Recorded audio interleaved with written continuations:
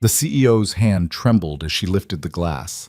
Across the bar, a man wiping tables noticed what no one else did. The slight tremor, the hollow eyes, the silent scream behind her perfect mask. Ethan Cole wasn't supposed to be here. He was supposed to be a doctor. But life had other plans, and tonight those plans would collide with a woman on the edge of losing everything. If you want to see how one desperate night changed two broken lives forever, stay with me until the end.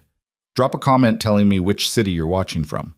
I want to see how far this story travels. The rain came down like punishment. It hammered against the windows of Sullivan's Bar and Grill with a relentless fury, as if the sky itself had something to prove.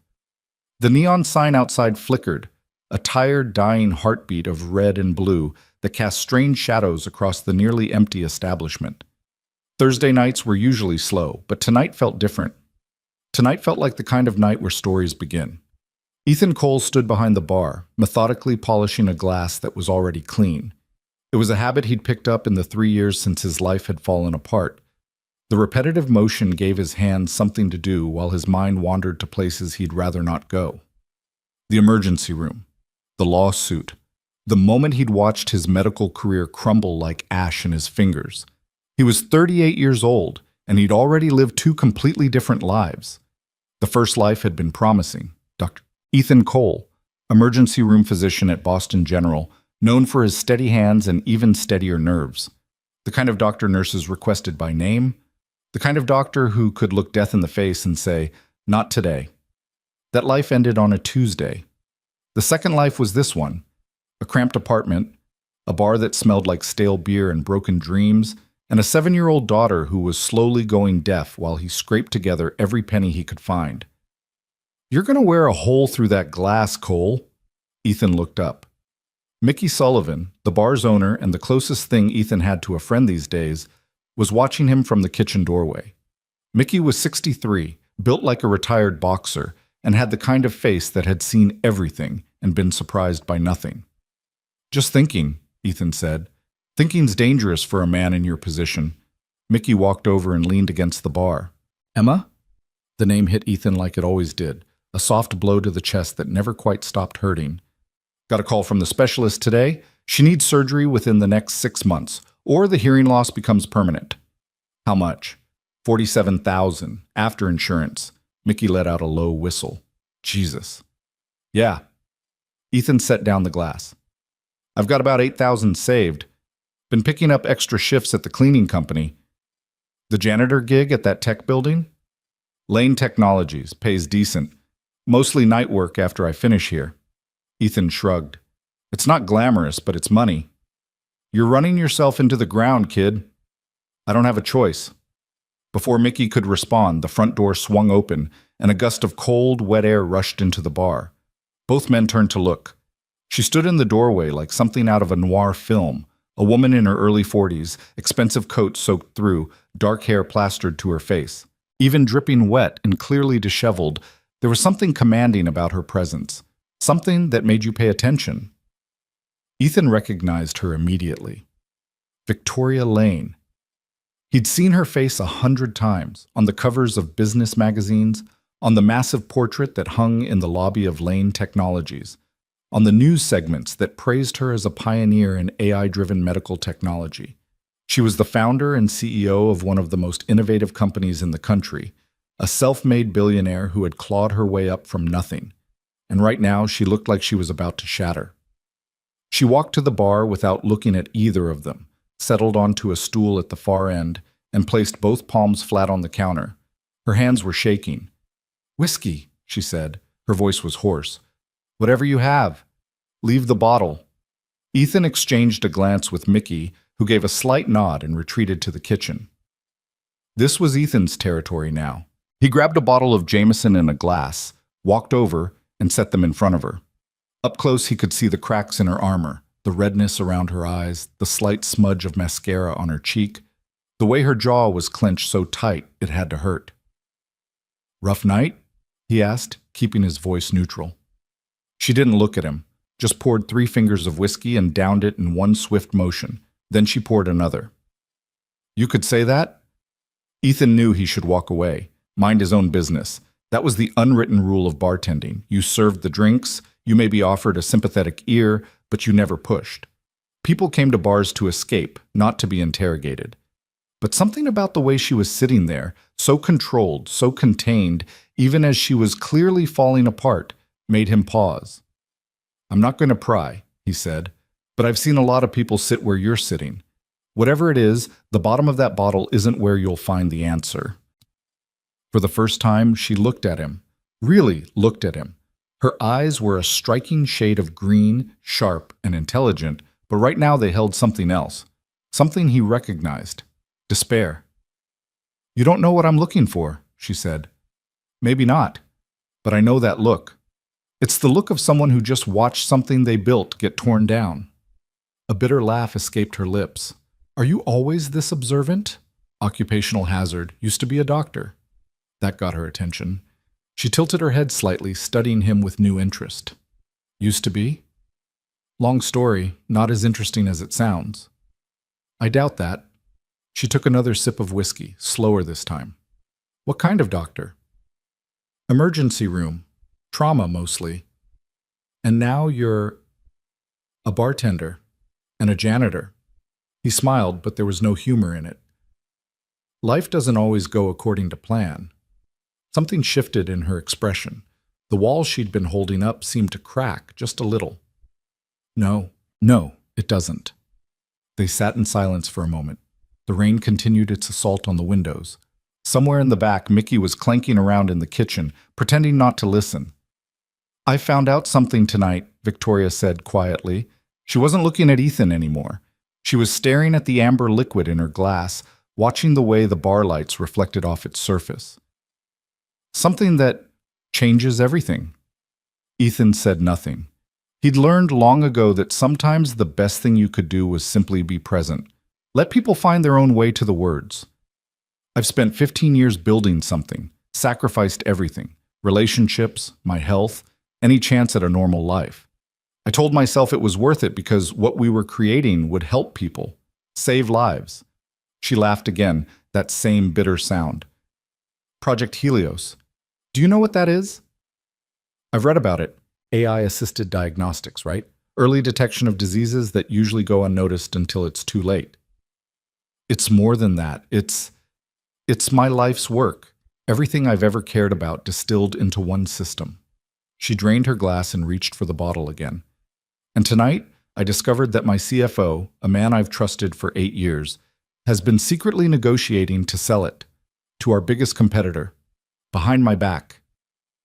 Ethan felt a chill run down his spine. He knew enough about corporate espionage to understand what that meant. It wasn't just a betrayal. It was a death sentence for everything she'd built. "How did you find out?" "An email. Accidentally CC'd to someone who actually has a conscience." Victoria's grip on the glass tightened. "Damien Cross. I brought him into this company. I mentored him. I trusted him with—" She stopped, shaking her head. "It doesn't matter.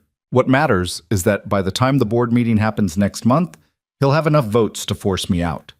And once I'm gone, Helios gets sold to people who will bury it, use it to inflate insurance premiums instead of save lives." "Have you confronted him?" "And say what?" "I don't have proof. The email was deleted within minutes of being sent. I only know about it because the person who received it called me immediately. Damien's been planning this for months, maybe years. He's covered his tracks." She finally looked up at Ethan, and he saw something new in her eyes. Determination. "I'm not going to let him win. I don't know how yet, but I'm not going to let him destroy what I've built." "Then don't." "It's not that simple." "It never is." Ethan leaned against the bar. "But you didn't get to where you are by giving up when things got hard. You figured it out before. You'll figure it out again." Victoria studied him for a long moment. "You're a strange bartender. You're a strange CEO." Despite everything, she smiled. It was small, barely there, but it was real. "Fair enough." She glanced at her watch and seemed to realize how much time had passed. "I should go. Early meeting tomorrow that I need to pretend to be functional for." "You drove here?"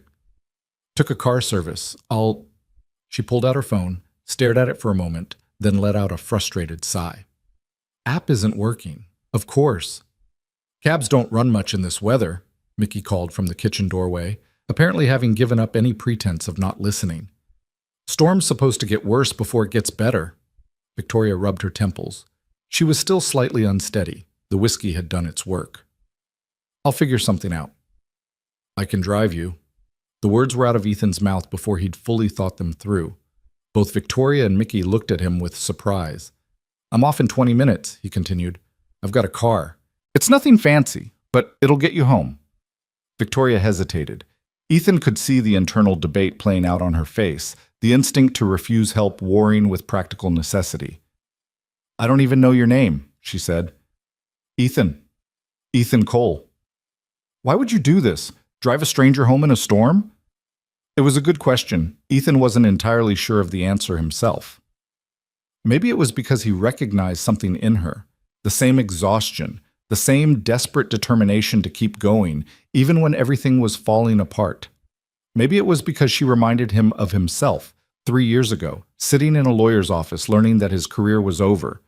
Or maybe it was simply because she needed help, and he'd spent too many years being the kind of person who helped. Because it's raining, he said simply, and because you look like you could use a break. She stared at him for what felt like a long time. Then, slowly, she nodded. All right, Ethan Cole, take me home.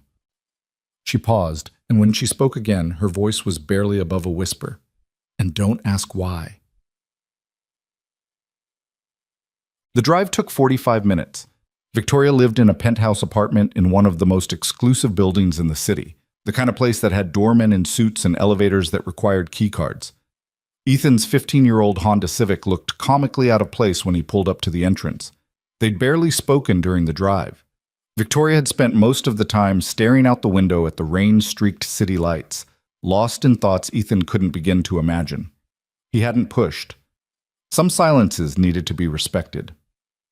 When he stopped the car, she didn't move immediately, just sat there, hands folded in her lap, looking at the gleaming lobby of her building like it was a prison she was being returned to. Thank you, she said finally, for the ride and for not asking. You said not to. Most people would have asked anyway. I'm not most people. She turned to look at him, and for a moment something passed between them, an understanding that went beyond words. Two people who had been knocked down by life, still fighting to get back up. No, she said softly. I don't think you are. She reached into her purse and pulled out a business card. If you ever need anything, a job reference, a favor, whatever, call this number. Ethan took the card. It was heavy stock, embossed with the Lane Technologies logo. Her personal line was handwritten on the back. I appreciate it, but I insist. There was a flash of the CEO in her voice now, the woman who was used to being obeyed. Consider it payment for services rendered. Before he could respond, she was out of the car and walking toward the building entrance. She didn't look back. Ethan sat there for a moment, watching her disappear into the lobby. Then he looked down at the card in his hand. He should throw it away. Whatever was happening in Victoria Lane's life, it was corporate drama on a scale he couldn't begin to comprehend. He had his own problems. Emma's surgery, the bills piling up, the exhaustion that had become his constant companion. But something stopped him. Instead of tossing the card, he slipped it into his wallet. 2 weeks later, Ethan got the call. He was at Lane Technologies, pushing a mop across the executive floor at 2 a.m. when his phone buzzed. The number was unfamiliar, but something made him answer. Mr. Cole? The voice was crisp, professional. A woman, but not Victoria. Speaking. My name is Margaret Chen. I'm Victoria Lane's executive assistant.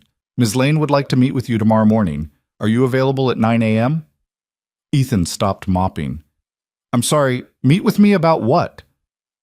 I'm not at liberty to discuss the details over the phone, but Ms. Lane specifically requested you by name. She said you'd understand. He didn't understand. Not even a little, but curiosity got the better of him. 9 a.m. I'll be there. Sam, the Lane Technologies headquarters was a monument to modern architecture, all glass and steel and sharp angles, designed to look like the future had arrived early. Ethan had been inside dozens of times as a janitor, but always at night when the building was empty and quiet. During the day, it was a different beast entirely. The lobby buzzed with activity, employees in expensive suits rushing to meetings, visitors being escorted by security, screens displaying stock prices and news feeds. Ethan, in his best and only dress shirt, felt painfully out of place. "Mr. Cole," he turned to find a petite woman in her 50s approaching him. She had kind eyes behind wire-rimmed glasses and carried an iPad like it was an extension of her arm. "I'm Margaret Chen. Follow me, please." She led him to a private elevator that required a keycard and a fingerprint scan. They rode up in silence, ascending past floor after floor until they reached the penthouse level, the executive suite. The doors opened onto a corridor that looked more like an art gallery than an office. Abstract paintings lined the walls, interspersed with windows that offered panoramic views of the city skyline. At the end of the hallway was a set of double doors, and beyond them, Victoria Lane's office. It was massive. Floor-to-ceiling windows on 3 sides, a desk that probably cost more than Ethan's annual salary, and enough empty space to play a game of basketball. But what struck him most was how impersonal it felt. No photos, no plants, no signs that an actual human being spent time here. Victoria stood by the window, her back to him. She was dressed immaculately, a tailored navy suit, hair pulled back in a sleek bun. The woman from the bar was gone. This was the CEO. "Leave us, Margaret." The assistant nodded and retreated, closing the doors behind her. Victoria turned around, and Ethan was struck again by the sharpness of her gaze. She looked better than she had 2 weeks ago, more composed, more controlled, but there was still something underneath. A storm held in check. "You came," she said. "You asked." "I wasn't sure you would. Most people would have assumed it was a prank or a trap." "Maybe I'm not most people." The ghost of a smile crossed her face. "No, that's becoming increasingly clear." She walked to her desk but didn't sit. Instead, she leaned against it, arms crossed, studying him with an intensity that made him want to squirm. "I'm going to ask you something, Ethan, and I need you to be completely honest with me. Can you do that?" "Yes." "Why were you working as a janitor in my building?" The question caught him off guard. "I needed the money. They were hiring. I looked you up.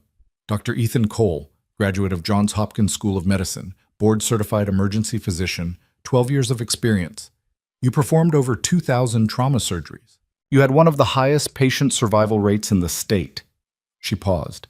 "And then 3 years ago, you were sued for malpractice, lost your license, and disappeared." Ethan felt his stomach tighten. He'd known this might come up eventually, but hearing his history laid out so clinically still stung. The lawsuit was dismissed. The patient's family was grieving and needed someone to blame.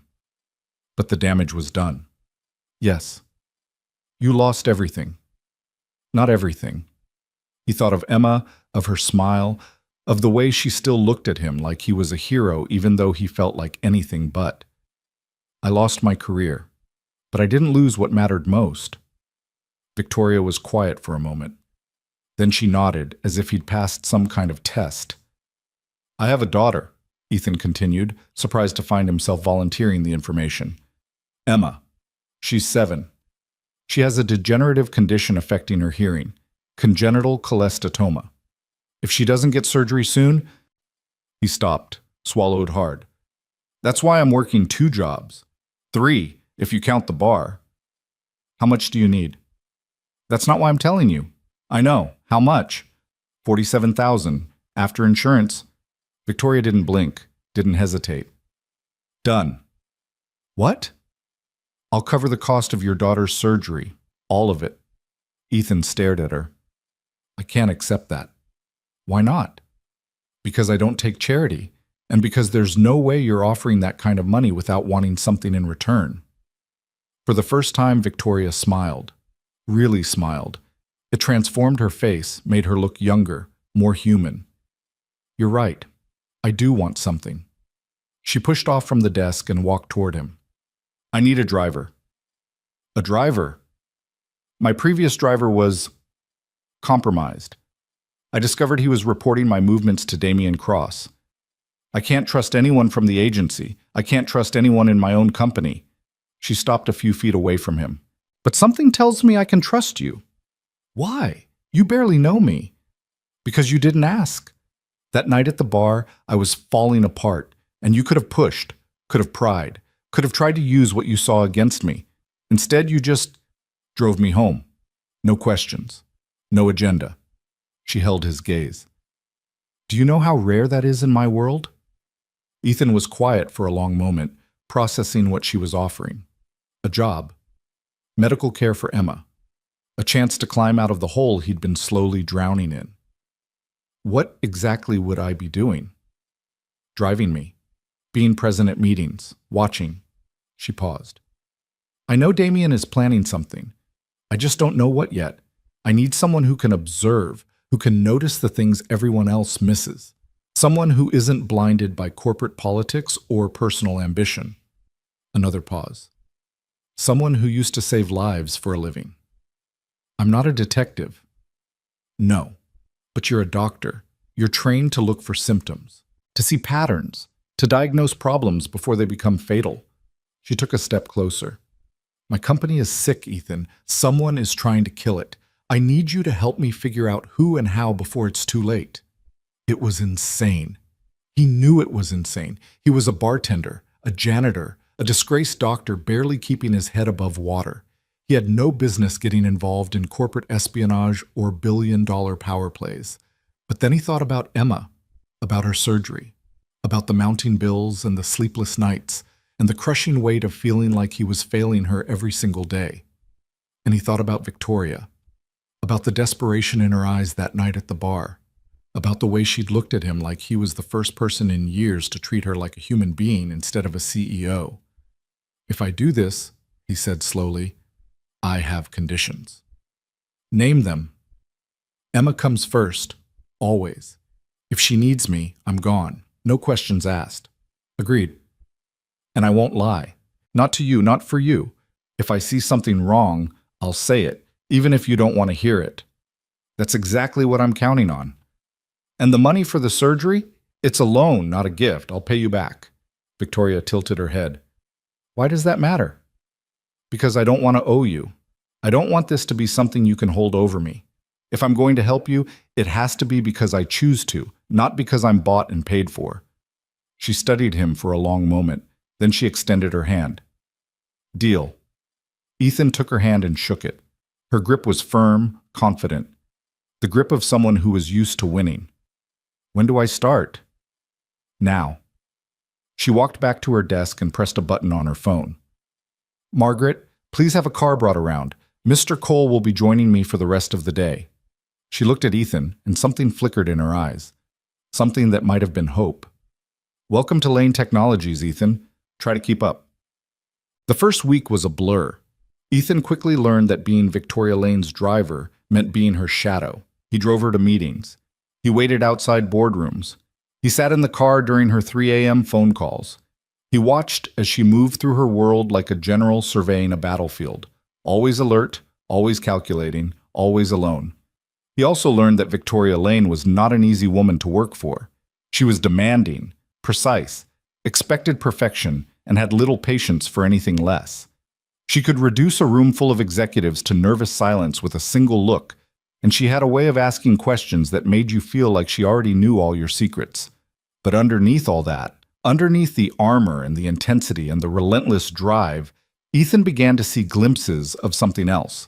He saw it when she stayed late to personally review grant applications for medical research. He saw it when she spent an hour on the phone with a single mother whose daughter had been helped by an early version of Project Helios.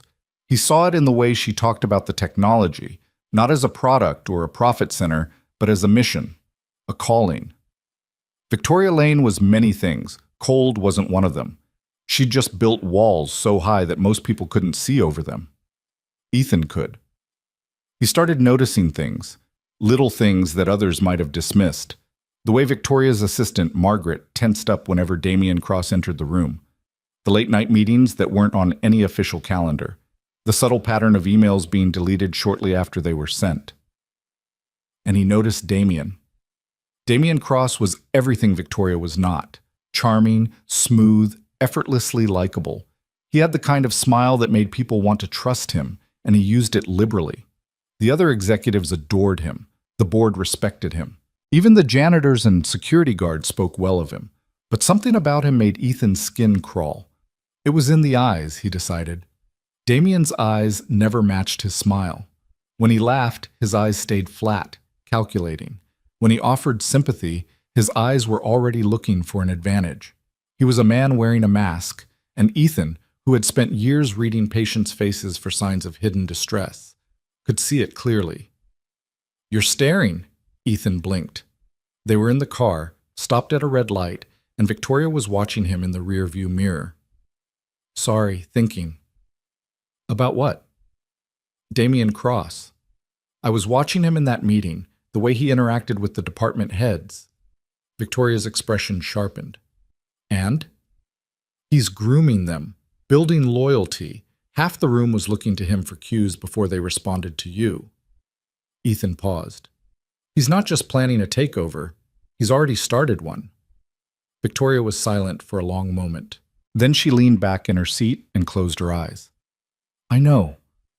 I've known for months. I just couldn't prove it or figure out how to stop it." "Why haven't you fired him?" "Because I can't, not without cause. And Damien is very, very good at covering his tracks." She opened her eyes. "The board adores him. Half of them think he should be running the company instead of me. If I move against him without ironclad evidence, it'll look like paranoia, like a power play. And then he'll have exactly what he needs to push me out." "So we get evidence." "How? He's been doing this for years. He knows every system, every loophole, every way to hide what he's doing." Ethan thought about it, about the symptoms he'd observed, about the patterns that didn't quite fit. "His assistant," he said suddenly, "the nervous one. Rachel. Rachel Mercer. She's been with him for 3 years.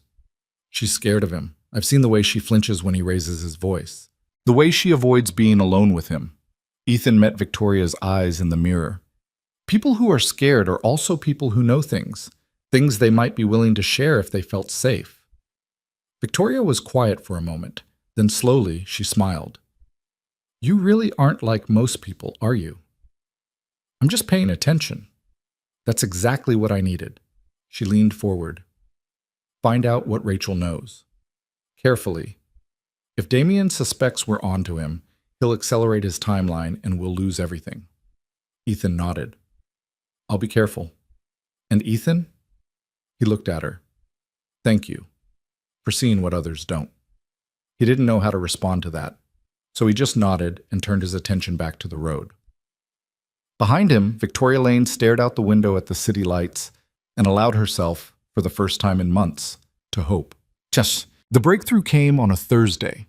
Ethan was in the parking garage doing a routine check of Victoria's car, a habit he developed after finding a tracking device under the chassis during his second week, when he heard footsteps echoing in the concrete structure.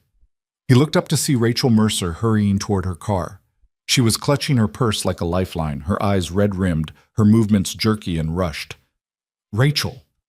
She jumped at the sound of her name, spinning around with fear written all over her face. When she saw it was Ethan, some of the terror faded, replaced by wary confusion. "You're Ms. Lane's driver." "Ethan Cole." He held up his hands, showing he meant no harm. "You okay? You look upset." "I'm fine." The words came too fast, too automatic. "Just late for an appointment." "At 7 p.m.? She hesitated. Ethan could see the internal debate, the fear of speaking warring with the desperate need to unburden herself. "Can I tell you something?" she asked, her voice barely above a whisper. "And can you promise it won't get back to him?" "I promise." She glanced around the garage as if expecting Damien to materialize from the shadows. Then she stepped closer. "He's making me do things. Sign off on documents I'm not supposed to see. Delete emails. Arrange meetings that never appear on any calendar." Her voice cracked. "I didn't know what it meant at first, but I've been paying attention, and I think he's stealing from the company or selling something. I don't know exactly what, but it's big, and it's wrong." "Have you told anyone?" "Who would I tell? He owns half the executive team. The board thinks he walks on water, and Miss Lane..." She shook her head. He's always talking about how she's losing her grip, how she's becoming paranoid, how it's only a matter of time before the board sees what he sees. What do you see, Rachel? She met his eyes, and he saw something he recognized, the same desperate determination he'd seen in Victoria that first night. I see a man who's going to destroy everything Miss Lane has built, and I'm terrified that no one is going to stop him. Ethan made a decision. What if I told you there was someone who wanted to stop him? Someone who's been looking for proof? Rachel's eyes widened. Ms. Lane? She knows something's wrong. She just can't prove it. But if you have access to the things he's been hiding... He let the implication hang in the air. Rachel was silent for a long moment. Then, slowly, she reached into her purse and pulled out a flash drive. I've been copying things. Just in case. I didn't know what I was going to do with it, but... She pressed the drive into Ethan's hand. Everything's on there. The emails, the documents, the meeting recordings he thought were deleted. Her voice dropped. He's selling Project Helios to Meridian Health. The deal is supposed to close next month. The board doesn't know. Ms. Lane doesn't know. It's all happening in secret. Ethan looked at the flash drive, such a small thing to hold so much destruction. Why are you giving this to me? Because I can't do this anymore, and because... She swallowed hard. My mother died last year. Cancer. She was diagnosed late. Too late. Ms. Lane's technology could have caught it earlier, could have saved her. Tears slid down her cheeks. I'm not going to let Damien Cross take that away from other families. I'm not. Ethan pocketed the flash drive. You're brave, Rachel. Braver than you know. Just keep me out of it if you can. I can't afford to lose this job. I'll do everything I can. He met her eyes. And Rachel? Thank you. She nodded, wiped her eyes, and hurried to her car. Within moments, she was gone. Ethan stood alone in the garage, the flash drive burning a hole in his pocket, and realized that everything was about to change. So, he brought the drive to Victoria that night. They sat in her penthouse apartment, a space that felt even emptier than her office, and watched as she plugged it into her laptop. The files were damning. Emails coordinating with Meridian Health executives, financial documents showing shell companies designed to funnel money, board presentations that had been doctored to hide the true state of the company's finances. And at the center of it all, Damien Cross. Victoria's face was unreadable as she scrolled through the evidence, but her hands were shaking. He's been planning this for 2 years, she said quietly. 2 years, and I never saw it. You weren't supposed to. That was the whole point. I trusted him. I brought him into my company, my inner circle, my life. She slammed the laptop shut. I'm such a fool. No, you're human. You trusted the wrong person. It happens. Not to me. Not anymore. She stood abruptly, pacing to the window. The city sprawled out below them, millions of lights glittering in the darkness. This is enough to stop him. This is enough to take to the board, to the authorities, to... Victoria. Something in his voice made her stop, turn around. This is also enough for him to know that someone betrayed him. If you move on this now without a plan, he'll figure out it was Rachel, and I promised her I would keep her safe. Victoria's jaw tightened. For a moment, Ethan thought she was going to argue, to prioritize the company over one scared assistant. But then she sighed, and the fight seemed to drain out of her. You're right. I know you're right. She walked back to the couch and sat down heavily. We need a plan.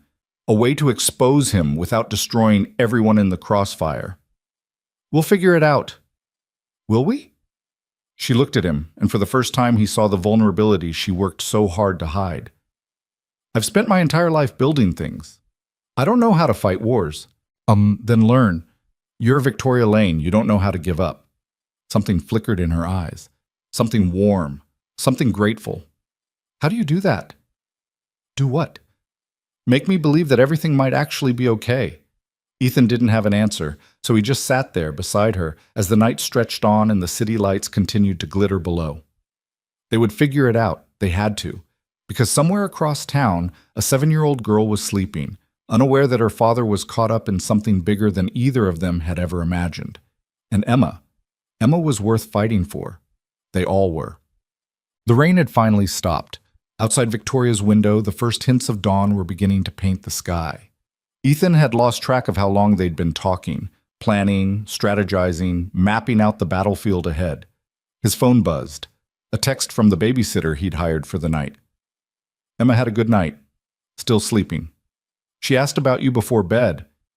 He stared at the message for a moment, feeling that familiar ache in his chest. Your daughter. He looked up. Victoria was watching him with an expression he couldn't quite read. Yeah, Emma. She's the reason for all of this. Tell me about her. It wasn't a request, but it wasn't quite a demand either. It was something in between, an invitation perhaps, an opening in walls that never opened. So Ethan told her. He told her about Emma's laugh, high and bright, even as her hearing faded, about her drawings stuck to every surface of their tiny apartment, about the way she still made him coffee every morning, even though she was too young to work the machine and always put in too much sugar.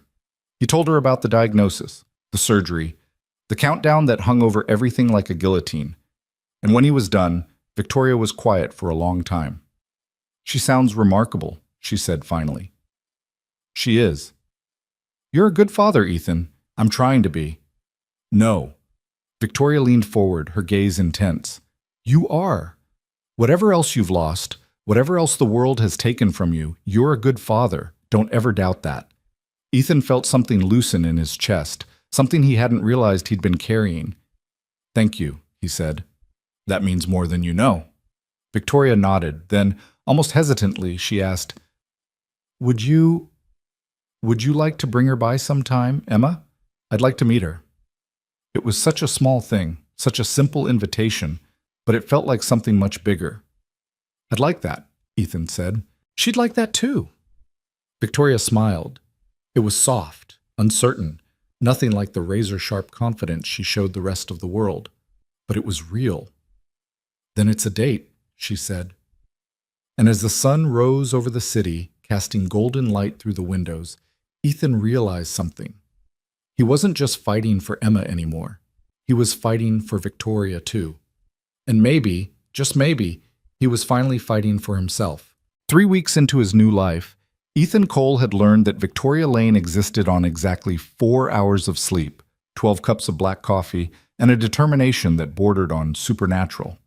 He had also learned that she was lonely in a way that most people would never understand. It wasn't the loneliness of having no one around. Victoria was surrounded by people constantly. Assistants, executives, board members, journalists, investors. Her calendar was a battlefield of 15-minute meetings stacked back-to-back from dawn until well past midnight. She was never truly alone, but she was always isolated. Ethan saw it in the way conversation stopped when she entered a room. In the careful, measured responses people gave her, never quite honest, never quite real. In the way her own employees looked at her with a mixture of admiration and fear, as if she were a statue rather than a person. She had built an empire, and in doing so, she had built a cage around herself. It was a Tuesday afternoon when everything began to shift. They were stuck in traffic on the way back from a meeting with potential investors. The kind of meeting that had gone well on paper, but had left Victoria staring out the window with that particular expression Ethan had come to recognize. The expression that meant she was replaying every word, every gesture, every subtle indication of where loyalties might lie. The one in the gray suit, she said suddenly. Harrison. Did you notice how he kept checking his phone? Ethan glanced at her in the rearview mirror. Every time you mentioned the timeline for Project Helios going public. He's reporting to someone. Probably Damien, possibly Meridian directly. She leaned her head against the window. They're everywhere. I can't tell anymore who's actually on my side and who's just waiting for the right moment to put a knife in my back. Not everyone is against you. How do you know? Because I'm not. Margaret's not. Rachel took an enormous risk to help you. Ethan stopped at a red light and turned to face her. You're not alone in this, Victoria. You just have to stop acting like you are. She met his eyes, and for a moment the mask slipped. He saw the exhaustion underneath, the fear, the desperate hope that she kept locked away from everyone else. Do you know what it's like? She asked quietly. To spend 15 years building something, only to watch it being stolen from you piece by piece? To know that the person you trusted most in the world has been lying to you from the very beginning? No, Ethan admitted. But I know what it's like to lose everything you've built, to watch your whole life collapse and wonder if any of it was real. Your career, my marriage, my sense of who I was. He turned back to the road as the light changed. 3 years ago, I was Dr. Ethan Cole. I had a purpose, an identity. And then one night, a patient died on my table. Not because I did anything wrong, the court eventually agreed on that, but because sometimes people die and someone has to be blamed. What happened? His family sued. The hospital's lawyers decided it was easier to settle than to fight, which meant I became the scapegoat. Lost my license pending review, lost my position, lost my wife shortly after because she couldn't handle being married to a man who was no longer who she'd signed up for. He paused. Emma was 4. She's the only reason I kept going. Victoria was silent for a long moment. When she spoke again, her voice was softer than he'd ever heard it. I'm sorry, I didn't know the details. You read my file. Files don't tell you what it felt like. She leaned forward slightly. How did you survive it? The falling? Ethan considered the question. It was the kind of question he'd asked himself countless times during those first dark months, when the world had seemed determined to crush him into dust. I stopped trying to hold on to what I'd lost, he said finally, and started focusing on what I still had. Emma needed a father. I couldn't be a doctor anymore, but I could still be that. So that's what I became. That simple? No, it was the hardest thing I've ever done, but sometimes the simple answers are the right ones, even when they're not easy. Traffic began to move again. The city slid past them, glass towers reaching toward a sky that couldn't decide whether to rain or shine. I don't know how to let go, Victoria said. Lane Technologies is all I have. It's all I've ever had. If I lose it, you won't. You can't promise that. No, Ethan agreed. But I can promise that whatever happens, you won't face it alone. Not anymore. She didn't respond. But when he glanced in the mirror, he saw something in her eyes that hadn't been there before. Hope. The first real hope he'd seen since the night she'd walked into Sullivan's bar. That evening, Victoria did something unprecedented. She canceled her remaining meetings. Margaret nearly dropped her iPad when Victoria announced it. In the 3 years Margaret had worked as her executive assistant, Victoria Lane had never voluntarily canceled anything.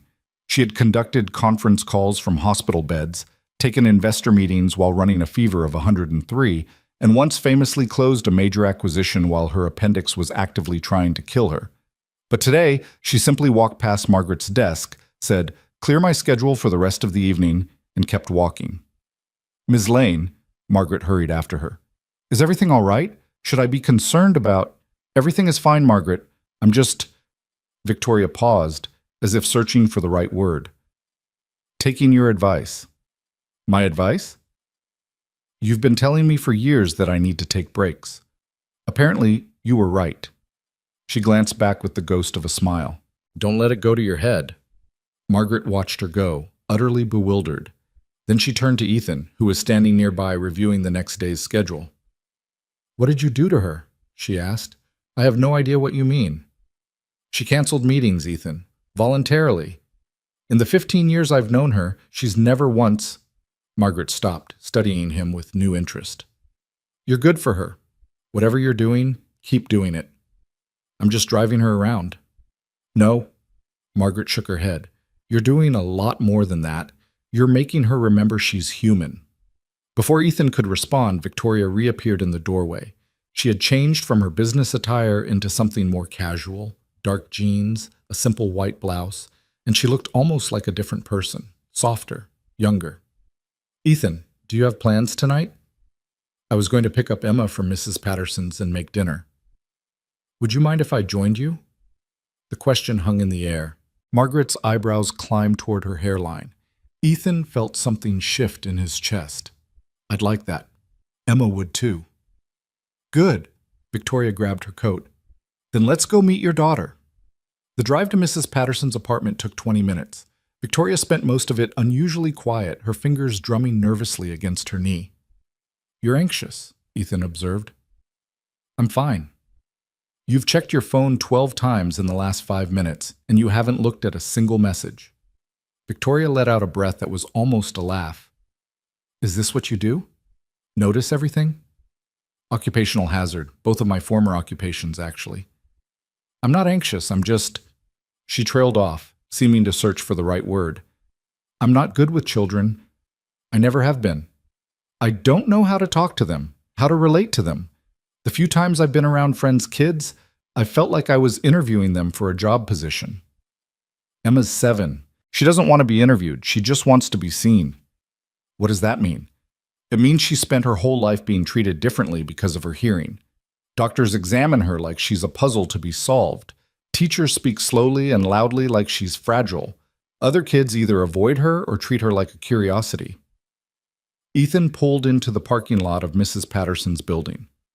What she wants, what she needs, is for people to look at her and see Emma, not her condition, not her limitations, just her. Victoria was quiet for a moment. Then she nodded slowly. I think I understand that more than you know. Mrs. Patterson was a kind-faced woman in her 60s who had been watching Emma since Ethan started working nights. She greeted them at the door with a knowing smile that suggested she had opinions about Victoria's presence, but was too polite to voice them. Emma's in the living room, she said. She's been drawing pictures all afternoon. Something about a princess who builds robots. That's her latest obsession, Ethan explained to Victoria as they walked inside. She wants to be an engineer when she grows up, or a dragon. She hasn't decided yet. Victoria smiled. It was the uncertain smile of someone who wasn't used to smiling but was trying anyway. They found Emma curled up on the couch, surrounded by an explosion of crayons and paper. She was 7 years old with her father's dark hair and her mother's eyes, though Ethan never mentioned that last part. She was also wearing an oversized superhero t-shirt, mismatched socks, and the slightly too large hearing aids that she decorated with butterfly stickers. Daddy! She looked up at the sound of his footsteps, her face splitting into a grin. Then she noticed Victoria, and her expression shifted to curious assessment. Who's that? Ethan knelt down to her level. This is Victoria. She's my friend from work. I told you about her, remember? Emma studied Victoria with the unnerving directness that only children possess. You're the important lady, the one who makes computer doctors. Victoria blinked. Computer doctors? Daddy said you make computers that help find when people are sick. That's like a computer doctor. Yes, I suppose that's accurate. Victoria crouched down awkwardly, clearly out of her element. It's nice to meet you, Emma. Your father talks about you all the time. He talks about you too. Emma held up the drawing she'd been working on. I made this for you. The picture was a riot of color. A tall figure with dark hair standing next to a smaller figure with butterfly hearing aids, both of them surrounded by what appeared to be robots and rainbows and at least 3 dragons. That's you, Emma said, pointing to the tall figure. And that's me. And those are the computer doctors, but I made them look like robots because I don't know what computer doctors actually look like. Victoria took the drawing with hands that trembled slightly. For a long moment, she just stared at it, and Ethan saw something in her expression that made his heart ache. When was the last time someone had given Victoria Lane a gift? Not a business present, not a strategic gesture, but something given freely, with no expectation of return? It's beautiful, Victoria said, and her voice was thick. Thank you, Emma. I'll treasure it. Emma beamed. Do you want to stay for dinner? Daddy makes really good spaghetti. It's the only thing he knows how to cook. Hey, Ethan protested. I also make excellent grilled cheese. Grilled cheese isn't cooking, it's just melting stuff. Victoria laughed. It was a real laugh, surprised out of her, and it transformed her face completely. She looked younger, lighter, human. I would love to stay for dinner, she said, if that's okay with your father. Emma turned to Ethan with an expression of exaggerated pleading. Please, Daddy, please, please, please. Well, Ethan said, fighting a smile, I suppose I can manage to melt some extra cheese. Dinner was chaos in the best possible way. The apartment was small, a 2-bedroom unit in a building that had seen better decades.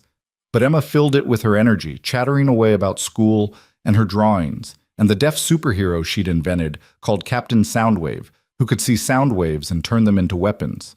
Victoria, to Ethan's surprise, kept up with all of it. She asked questions. Real questions, not the patronizing kind that adults often ask children.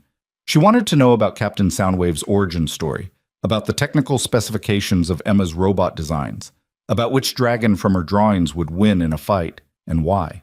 And Emma, who usually retreated into shyness around strangers, opened up like a flower in sunlight. "Daddy says you work a lot," Emma said, twirling spaghetti around her fork. "Like a lot. Do you ever get tired?" "Sometimes," Victoria admitted, "but I love what I do, so it doesn't feel like work most of the time." "That's what Daddy says about being a doctor. He misses it." Emma said this matter-of-factly, with the casual brutality of childhood honesty. "He doesn't talk about it, but I can tell. Sometimes he watches those hospital shows and gets really quiet." Ethan felt his face flush. "Emma, it's okay, Daddy. Being sad about stuff doesn't mean you're not happy now." She turned back to Victoria. "He's happy now. I can tell that too." Victoria's eyes met Ethan's across the table. Something passed between them, an acknowledgement of shared wounds, shared recovery, shared hope. "I'm glad," Victoria said softly. "You have a very special dad, Emma." "I know," Emma grinned. "He's the best dad in the whole world, even when he burns the grilled cheese."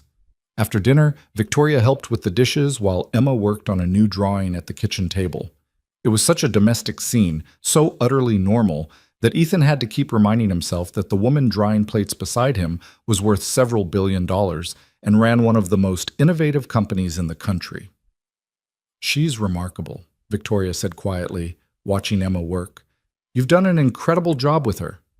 "She's done an incredible job with me. I'm not sure I'd have survived the last 3 years without her." "The surgery. How much time do we have?" The question brought reality crashing back. For a few hours, Ethan had almost forgotten the countdown, the looming deadline, the shadow that hung over everything. 4 months? Maybe 5. After that, the damage becomes permanent. And the money? Still short. About 30,000. He forced a smile. "I'll figure it out. I always do." Victoria set down the dish she was drying.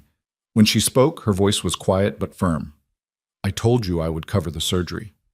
And I told you I don't take charity. This isn't charity. This is..." She paused, searching for the right word. "This is me investing in something that matters. You've helped me more in 3 weeks than most people have in 15 years. Let me help you back." Victoria's tea. "Ethan." She turned to face him fully. "I have more money than I could spend in 10 lifetimes. I live in a penthouse that feels like a mausoleum. I have employees who fear me, competitors who want to destroy me, and until very recently, not a single person in my life who saw me as anything other than a CEO." Her voice cracked slightly. "You and Emma, you've shown me what I've been missing, what I gave up to build my empire. Let me do this.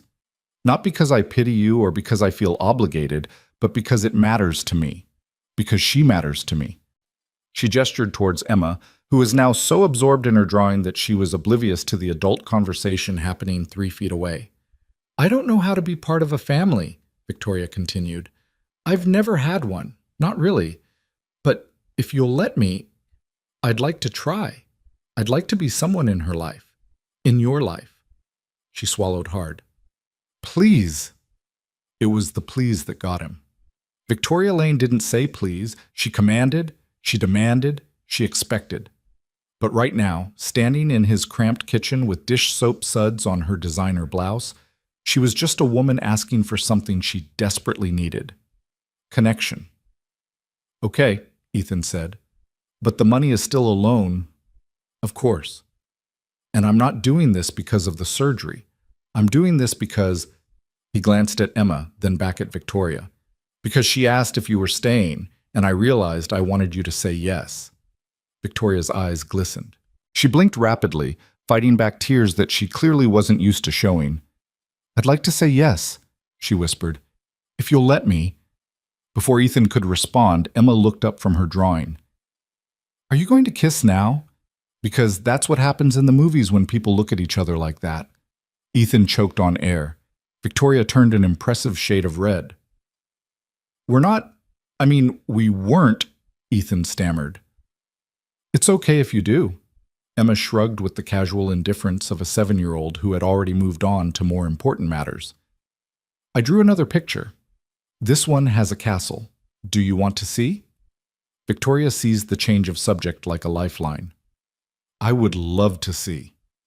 As she crossed the room to look at Emma's latest creation, she glanced back at Ethan with an expression that made his heart skip. Later, he thought, they would talk about this later. But first there was a castle to admire. The weeks that followed settled into a rhythm that Ethan hadn't expected.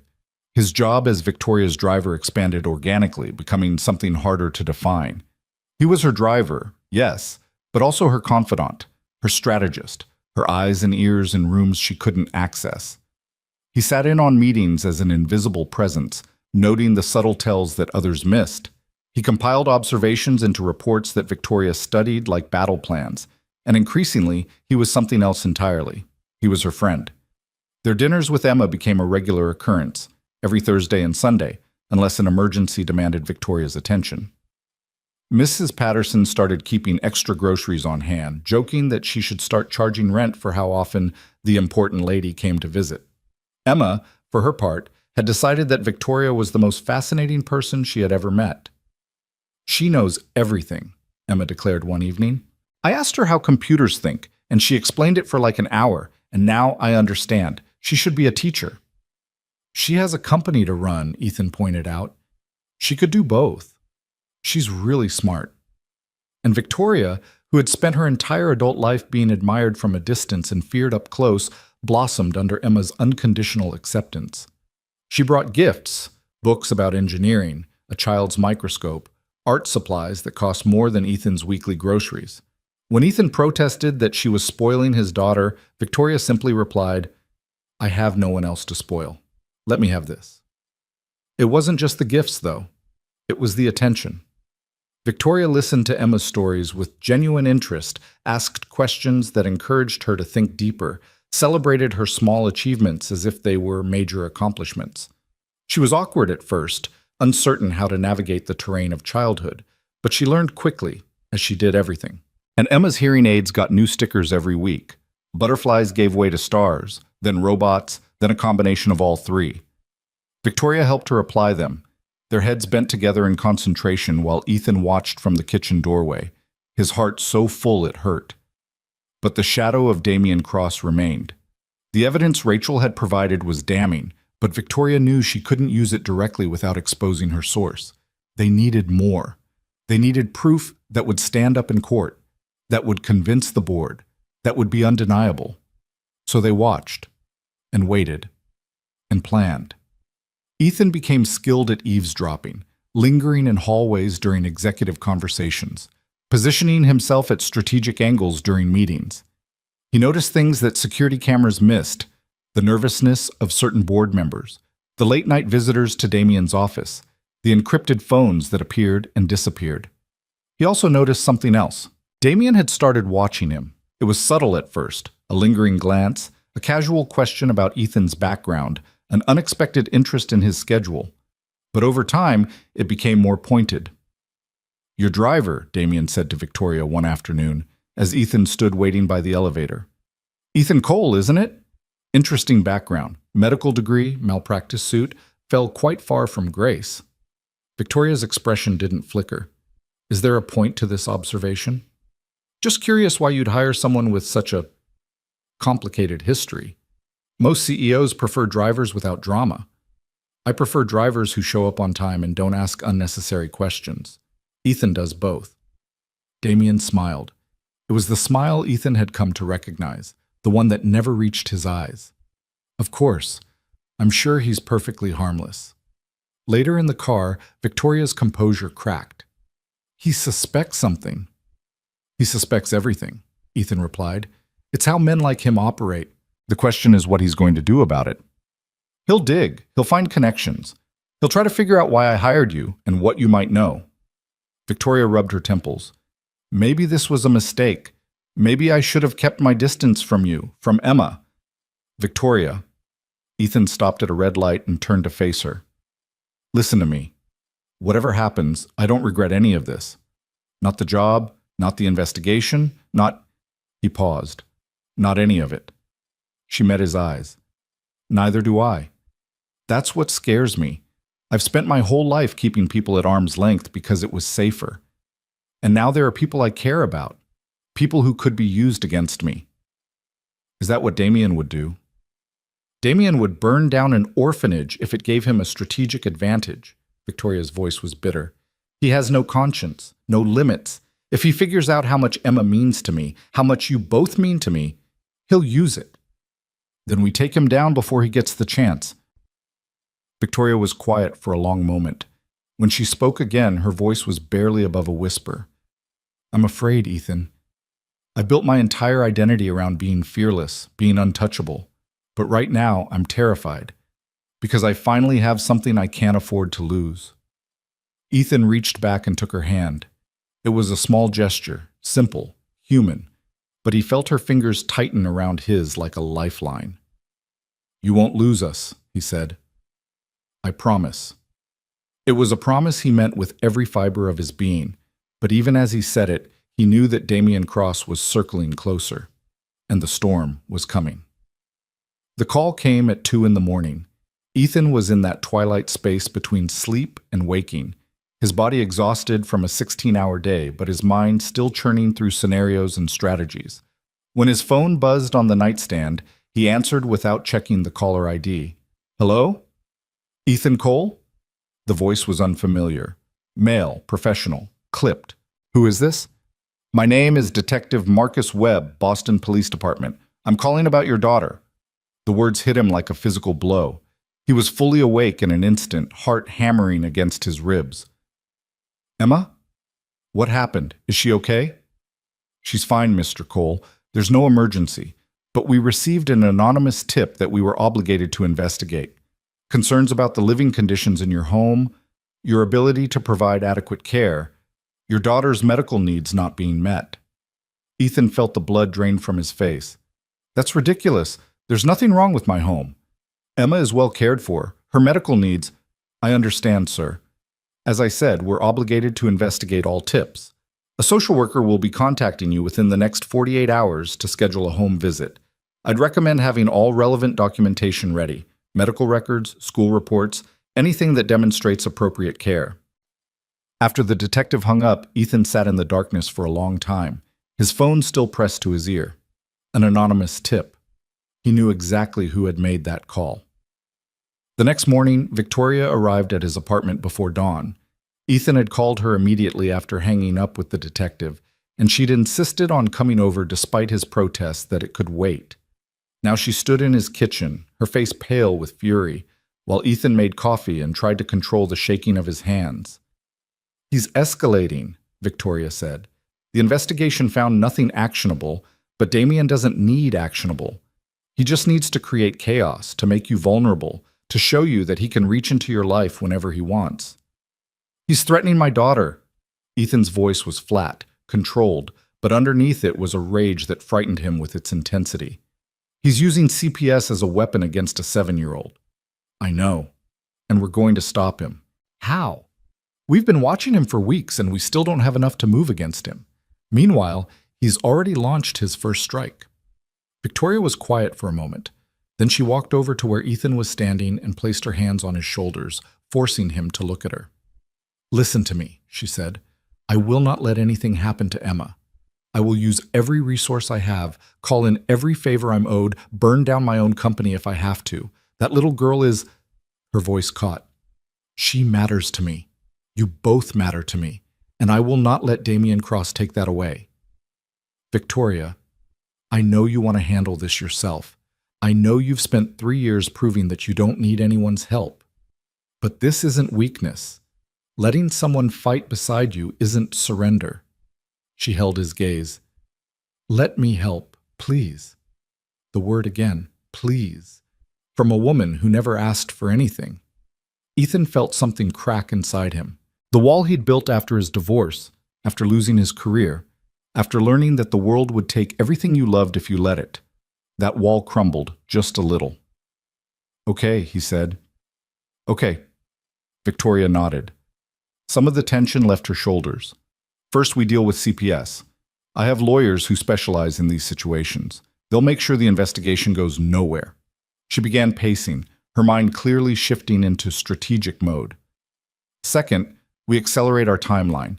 I've been too cautious, waiting for perfect evidence. That's a luxury we can no longer afford. What are you thinking? Rachel mentioned that Damien keeps his real records in a private server, off-site, encrypted, separate from the company network. If we can access that server, how do we even find it? Victoria smiled, and there was something dangerous in it. I know someone who can help. Someone Damien would never suspect. Who? Me. Victoria pulled out her phone and began typing rapidly. Damien thinks I'm oblivious. He thinks I've been so focused on the public face of the company that I've missed what's happening behind the scenes. He doesn't know that I've been building my own network of loyalists, people who report to me directly, outside the official chain of command. You have spies in your own company? I have insurance. There's a difference. She looked up from her phone. One of my people in IT has been tracking Damien's digital movements for months. She's close to pinpointing the location of his private server. Once we have that, we can get everything we need. And then? And then we end this, publicly, permanently, and in a way that ensures he never threatens anyone I care about again. Ethan studied her face, the determination in her eyes, the set of her jaw, the fire that burned underneath her controlled exterior. You're terrifying when you're angry, he said. Good. Damien should be terrified. She stepped closer to him. I've spent 15 years playing by the rules, being professional, being measured. That's over. He came after your daughter. He came after my family. The word hung in the air between them. Family. She seemed to realize what she'd said, and for a moment uncertainty flickered across her face. I know what you mean, Ethan said. And you're right, that's what we are. Victoria's breath caught. She looked at him with an expression he couldn't quite read. Hope and fear and something deeper, something neither of them was ready to name. We should check on Emma, she said finally. I'd feel better knowing she's safe. They walked together to Emma's room and stood in the doorway, watching her sleep. The nightlight cast soft shadows across her face, and her butterfly-stickered hearing aids rested on the nightstand beside her. She's beautiful, Victoria whispered. How could anyone want to hurt something so beautiful? Because some people are broken in ways that can't be fixed. They see innocence as weakness. They mistake cruelty for strength. I won't let him touch her, Ethan. Whatever it costs, I won't. He reached out and took her hand. This time, she didn't hesitate.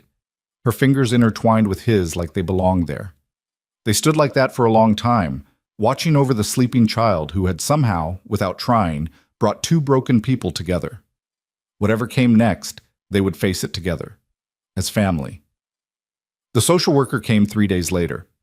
Her name was Dorothy Chen, and she was a tired-looking woman in her 50s who had clearly seen every form of neglect and abuse that human beings were capable of inflicting on children. She walked through Ethan's apartment with a clipboard, taking notes, asking questions in a voice that was professionally neutral but not unkind. Ethan had prepared for this. Victoria's lawyers had coached him on what to say, what documents to have ready, how to present his home in the best possible light. The apartment was spotless. Emma's school records were impeccable. Her doctor had provided a letter confirming that her medical needs were being actively addressed. Mr. Cole, Dorothy said, settling onto his couch with her clipboard, I want to be direct with you. The tip we received was vague and contained several claims that are clearly false. Your daughter appears healthy, happy, and well cared for. Your home is clean and safe. By every metric I can assess, you're doing an excellent job under difficult circumstances. Ethan felt some of the tension leave his shoulders. Thank you. That said, I do have some concerns. Dorothy's expression became more serious. The tip mentioned something about your daughter's upcoming surgery. Can you tell me about that? Emma has a condition called cholesteatoma. It's a type of abnormal skin growth in the middle ear. Without surgery, she'll lose her hearing completely. And the surgery is scheduled for when? As soon as possible. We're working with Boston General to finalize a date. The tip suggested that you might not be able to afford the procedure, that your financial situation is precarious. Ethan hesitated. This was the trap. The place where Damien's manipulation became clear. If Ethan admitted financial struggles, it could be used as evidence of inability to provide. But if he lied, and the lie was discovered, it would be worse. "I won't lie to you," he said finally. 6 months ago, that would have been true. But circumstances have changed.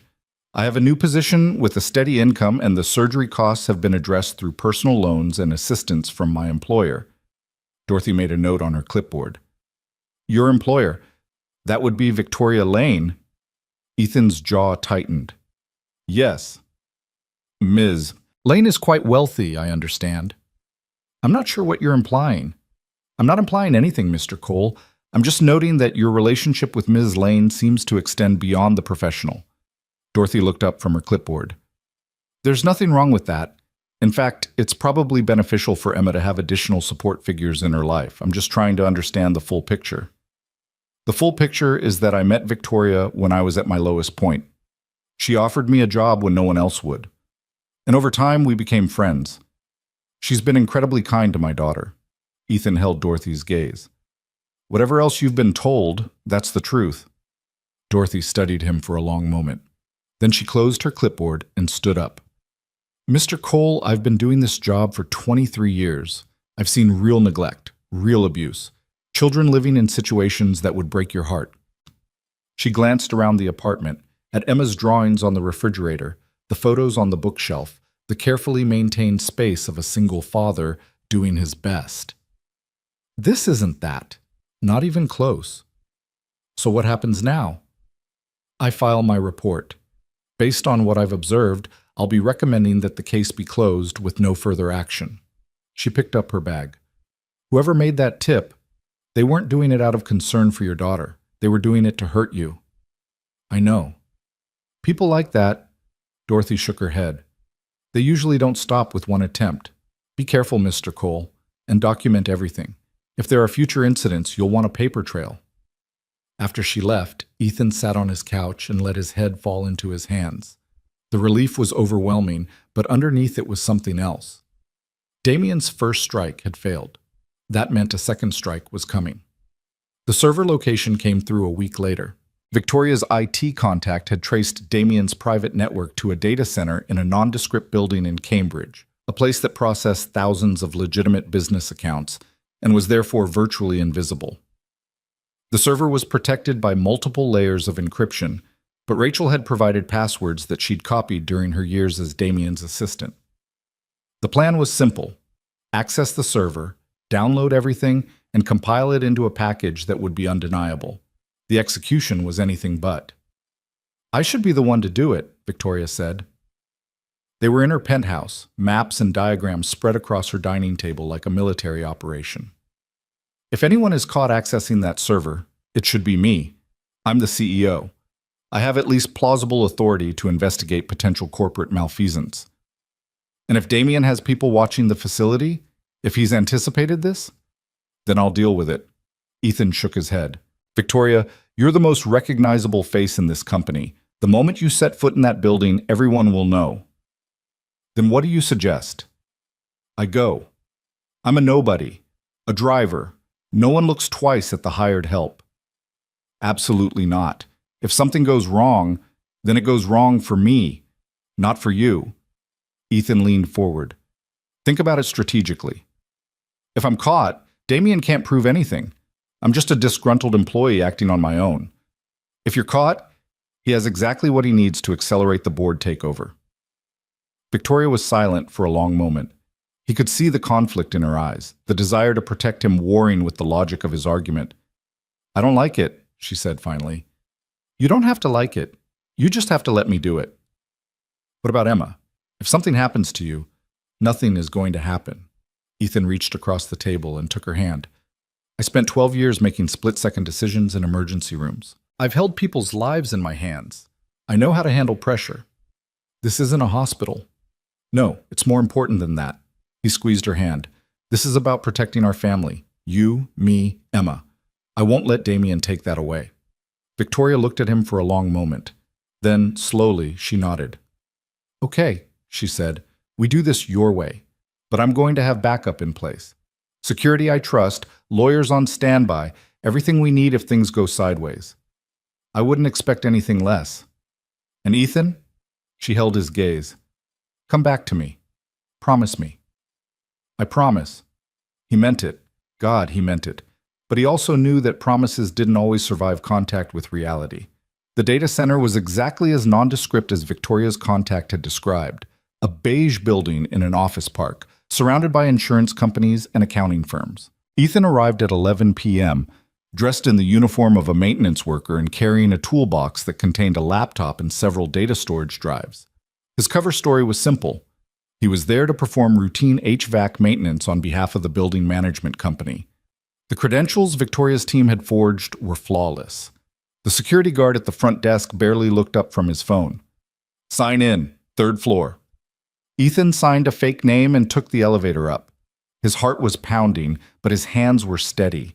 Years of emergency medicine had taught him how to function under pressure, how to compartmentalize fear and focus on the task at hand. The server room was at the end of a long hallway, behind a door that required a key card. Rachel's passwords worked perfectly. Ethan slipped inside and found himself surrounded by the hum of cooling systems and the blinking lights of thousands of servers. Damien's private setup was in the corner, a dedicated rack separate from the main systems. Ethan connected his laptop, entered the encryption keys, and watched as 15 years of secrets began downloading to his drives. Emails, financial records, meeting recordings, evidence of the Meridian deal, of kickbacks and bribes, of systematic manipulation of Lane Technologies' stock price. Everything they needed. The download was 80% complete when the door opened. Ethan spun around to find himself face-to-face with Damien Cross. Damien looked exactly as he did in the office, perfectly groomed, perfectly composed, perfectly calm. He was flanked by 2 security guards who definitely weren't the building's regular staff. Dr. Cole, Damien said, his voice carrying that silky menace that Ethan had come to despise. I must admit, I'm impressed. I expected Victoria to try something eventually, but I didn't expect her to send her lapdog to do it. Damien. Ethan kept his voice level. I don't know what you think is happening here. Please, we're past the point of pretense. Damien stepped closer, and the guards moved with him. I've known about Victoria's little investigation for weeks. Did you really think my assistant could copy files without me noticing? Rachel's loyalty was always negotiable. The download was at 90%. 92. Ethan needed to buy time. If you knew, why didn't you stop it sooner? Because I wanted to see how far Victoria would go, and because I wanted to know who she trusted. Damien smiled that reptilian smile. Now I know. It's you.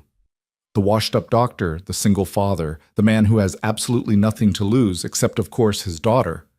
Ethan felt his blood run cold. Leave Emma out of this. I would love to. Really, I would. Children should be protected, cherished, kept safe from the ugliness of the adult world. Damien's smile widened. But you've made that impossible, Doctor. Cole. You've inserted yourself into affairs that were never your concern. You've allied yourself with a woman who is too stubborn to accept defeat gracefully. And now there must be consequences. 97%.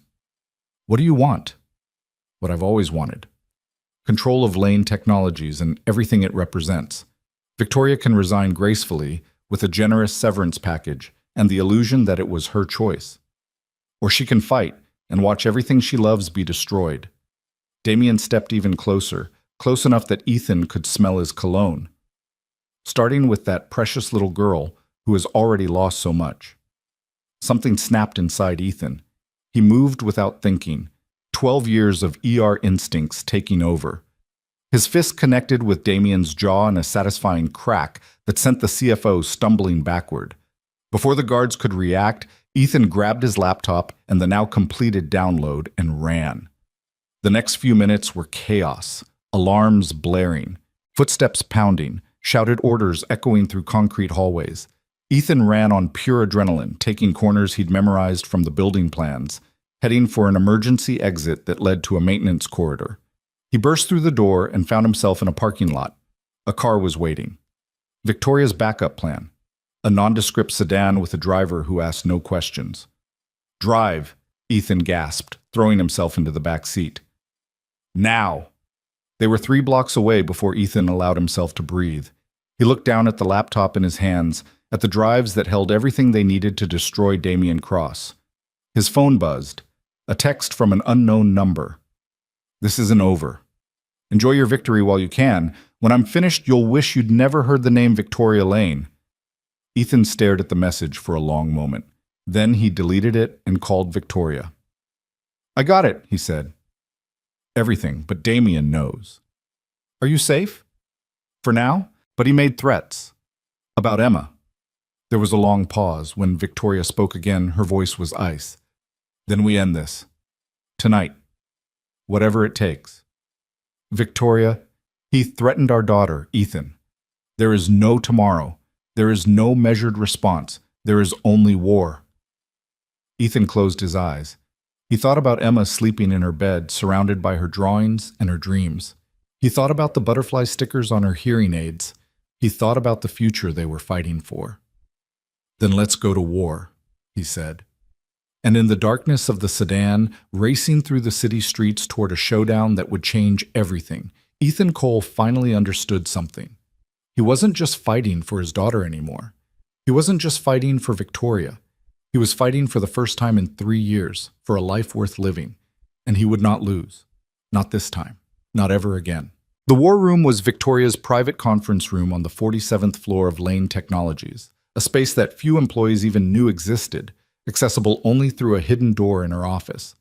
It had been designed for crisis management, for the kind of situations where information security meant the difference between survival and destruction. Tonight, it served its purpose. Ethan arrived just after midnight, the laptop and storage drives clutched against his chest like sacred artifacts. Victoria was already there, along with Margaret, 2 lawyers Ethan had never met, and a woman in her 30s with sharp eyes and a cybersecurity firm logo on her badge. Show me, Victoria said the moment he walked in. Ethan connected the laptop to the room's secure display system. Within seconds, the evidence of Damien Cross's betrayal filled the screen. Thousands of documents, hundreds of emails, recordings that stretched back years. The room fell silent as the scope of it became clear. My God, Margaret whispered. He's been planning this since the beginning. The cybersecurity expert, her name was Dr. Sarah Chen, no relation to Margaret, leaned forward, her fingers flying across a keyboard as she sorted through the files. This is comprehensive. Financial fraud, insider trading, corporate espionage, and here, she pulled up a specific folder. Evidence of the Meridian deal. He's been negotiating the sale of Project Helios for 18 months. The purchase price is $4.2 billion, of which Damien personally receives $800 million in consulting fees and stock options. $800 million? One of the lawyers repeated. For selling technology he had no right to sell. It gets worse. Sarah opened another file. He's been manipulating Lane Technologies' stock price for years, spreading negative information through shell companies, suppressing positive news, all designed to depress the share price so Meridian can acquire at a discount. She looked at Victoria.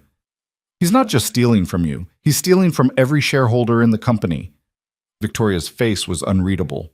She stood at the head of the table, her hands flat on the surface, staring at the evidence of betrayal by a man she had trusted for nearly a decade. Can we use this? She asked quietly. Legally? The senior lawyer, a silver-haired man named Harrison Wright, rubbed his chin. The acquisition method is problematic. Dr. Cole accessed a private server without authorization. Any criminal prosecution would be complicated by questions of how the evidence was obtained. What about the board? Civil action. Different standard. In a civil case or a board proceeding, the evidence itself matters more than how it was gathered. And this evidence... Harrison gestured at the screen. This is a smoking gun. Multiple smoking guns. If you present this to the board, Damien Cross is finished. When is the next board meeting? Scheduled for 3 weeks from now, but given the circumstances, you could call an emergency session. How quickly? 48 hours minimum. We'd need to follow proper notification procedures, document everything, prepare a presentation that walks through the evidence clearly. Victoria nodded slowly. Do it. I want the board convened in 48 hours. She turned to Sarah. In the meantime, I need you to secure these files. Multiple backups, multiple locations. If Damien tries to destroy the evidence, I want copies he can never reach. Already on it. And Ethan. Victoria's eyes met his, and he saw something in them that made his heart twist. Gratitude. Fear. And something else, something deeper. Thank you. I know what you risked tonight. I'd do it again, he said, without hesitation. Before anyone could respond, Ethan's phone buzzed. He glanced at the screen and felt his blood turn to ice. It was a message from Mrs. Patterson. Emma woke up crying. She says she can't hear anything in her left ear. I think you need to come home. The drive to Mrs. Patterson's apartment was a blur.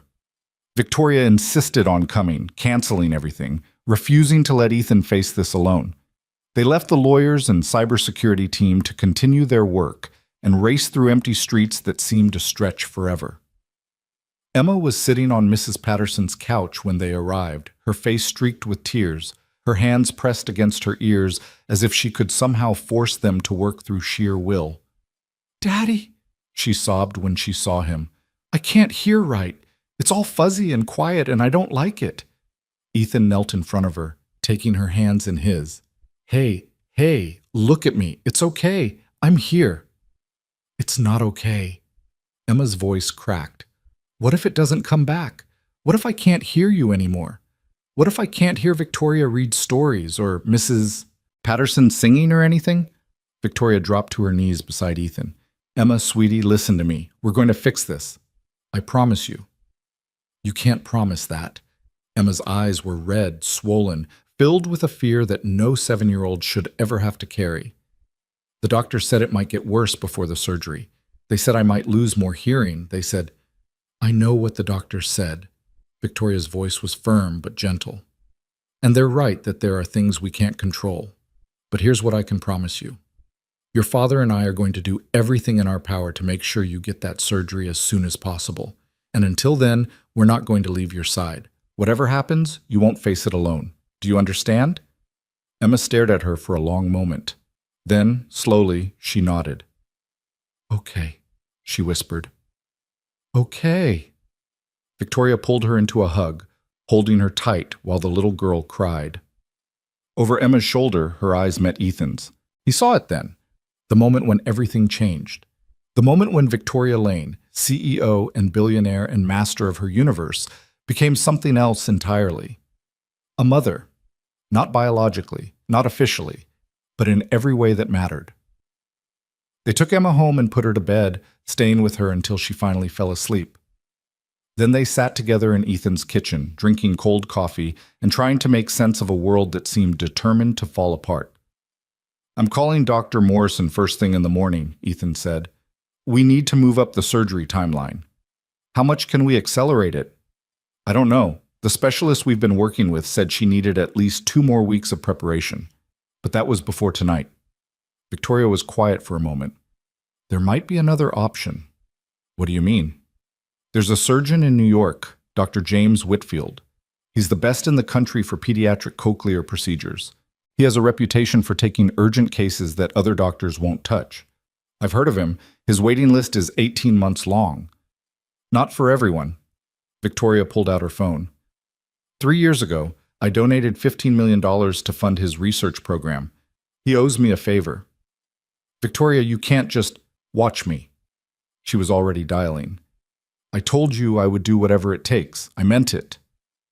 The call connected. Ethan listened as Victoria explained the situation in clinical, precise terms. Emma's condition, the sudden deterioration, the urgency of the timeline. He couldn't hear the other side of the conversation, but he could read Victoria's expression as it shifted from determination to relief.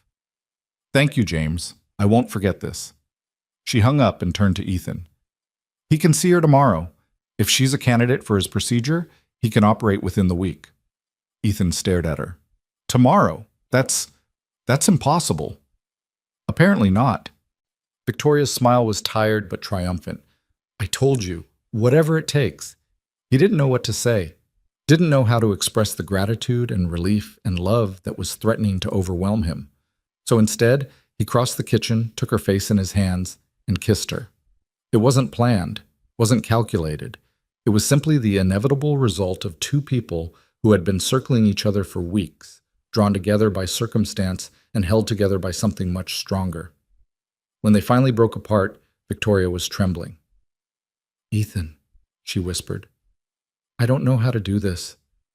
I don't know how to be this." "Neither do I. We'll figure it out together." "What if I mess it up? What if I hurt you or Emma or—" "Then we'll deal with it. Together." He rested his forehead against hers. "I spent 3 years being alone because I thought it was safer. I was wrong. The safest I've ever felt is right here, with you." Victoria closed her eyes. A single tear slid down her cheek. "I think I love you," she said. "I'm not sure because I've never really loved anyone before, but I think this is what it feels like." "It is," Ethan said, "and I love you too. Both of you, you and Emma. My family." "Family," Victoria repeated, as if tasting the word. "I've never had one of those." "You do now." They held each other in the dim light of the kitchen, two broken people finding wholeness in each other's arms, while somewhere in the city, Damian Cross was preparing his counterattack. But for this moment, just this one precious moment, the war could wait. Morning came too quickly. The trip to New York was a whirlwind of private cars and first-class flights and medical facilities that looked more like luxury hotels than hospitals. Dr. James Whitfield was everything his reputation suggested: brilliant, decisive, and surprisingly warm with children who were clearly terrified. He spent 2 hours examining Emma, running tests, reviewing her medical history. When he finally emerged from the examination room, his expression was cautiously optimistic. "She's a good candidate," he told Ethan and Victoria. "The deterioration is significant, but we're not past the point of no return. If we operate within the next 5 days, I'm confident we can preserve and potentially restore full hearing in both ears." 5 days, Ethan repeated. That's wonderful. "There's a complication." Dr. Whitfield hesitated. "The specific procedure Emma needs requires a specialized surgical suite that's currently booked. I can bump other patients, my discretion, my call, but I need to be honest with you. There are people who won't be happy about this. People with connections." "What kind of people?" "A board member at this hospital has a grandchild scheduled for a similar procedure next week. If I move Emma ahead of that child, there will be political consequences." Victoria's expression hardened. "Who is the board member?" "Victoria, I don't want to drag you into hospital politics." "Who?" Dr. Whitfield sighed. "His name is Marcus Webb. He's also a major investor in Meridian Health." The name hit Victoria like a physical blow. Meridian. Damian's partners in the hostile takeover. The coincidence was too perfect to be coincidence at all. "He knows we're here," she said quietly. "Damian knows." "What?" Dr. Whitfield looked confused. "I'm sorry, I don't understand. It's complicated. Hospital politics are the least of our concerns." Victoria pulled out her phone. "James, I need you to do something for me. Schedule Emma's surgery for as early as possible. Not because of favors owed, but because it's the right thing to do. A child's hearing is at stake. That should matter more than any board member's grandchild." "I agree. But Webb has significant influence. Let me worry about Webb. You focus on saving my daughter's hearing." Oh, she said it without thinking. "My daughter."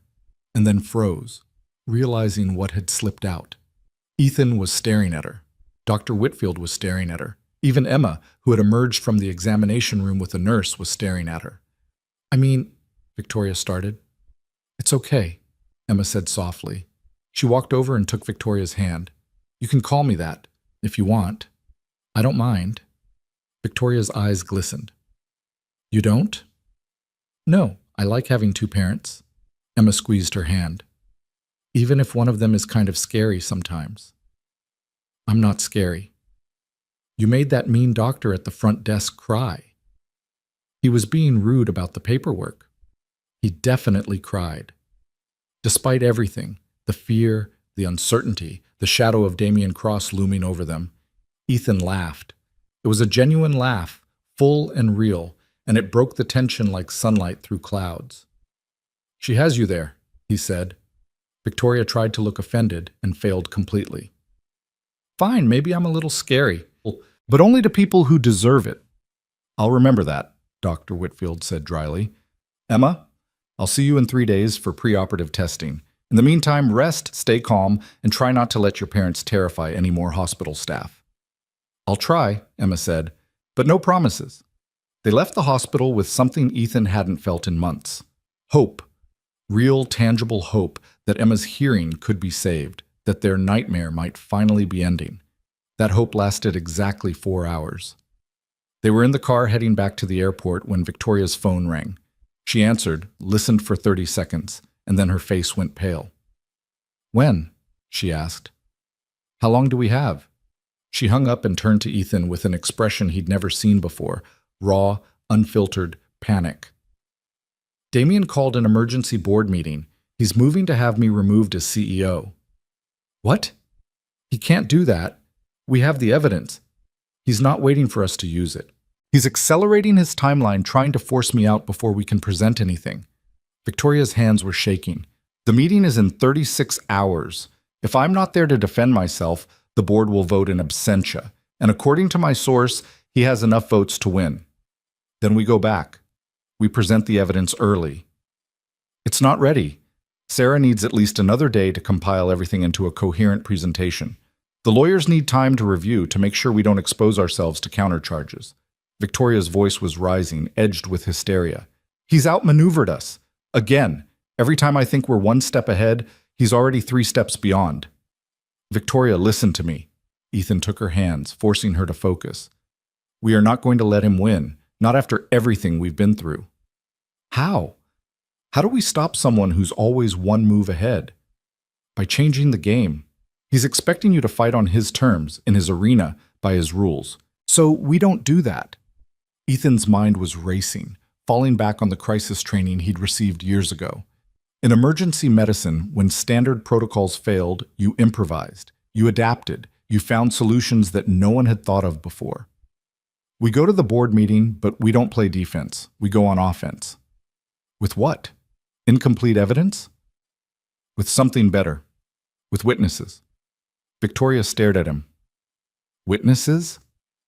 Rachel Mercer. She was willing to talk before. She gave us the passwords, the files, everything we needed. If she's willing to testify directly, to stand in front of the board and tell them what she saw, what Damien made her do, that's more powerful than any document. Damien will destroy her. He'll use every connection he has to ruin her life.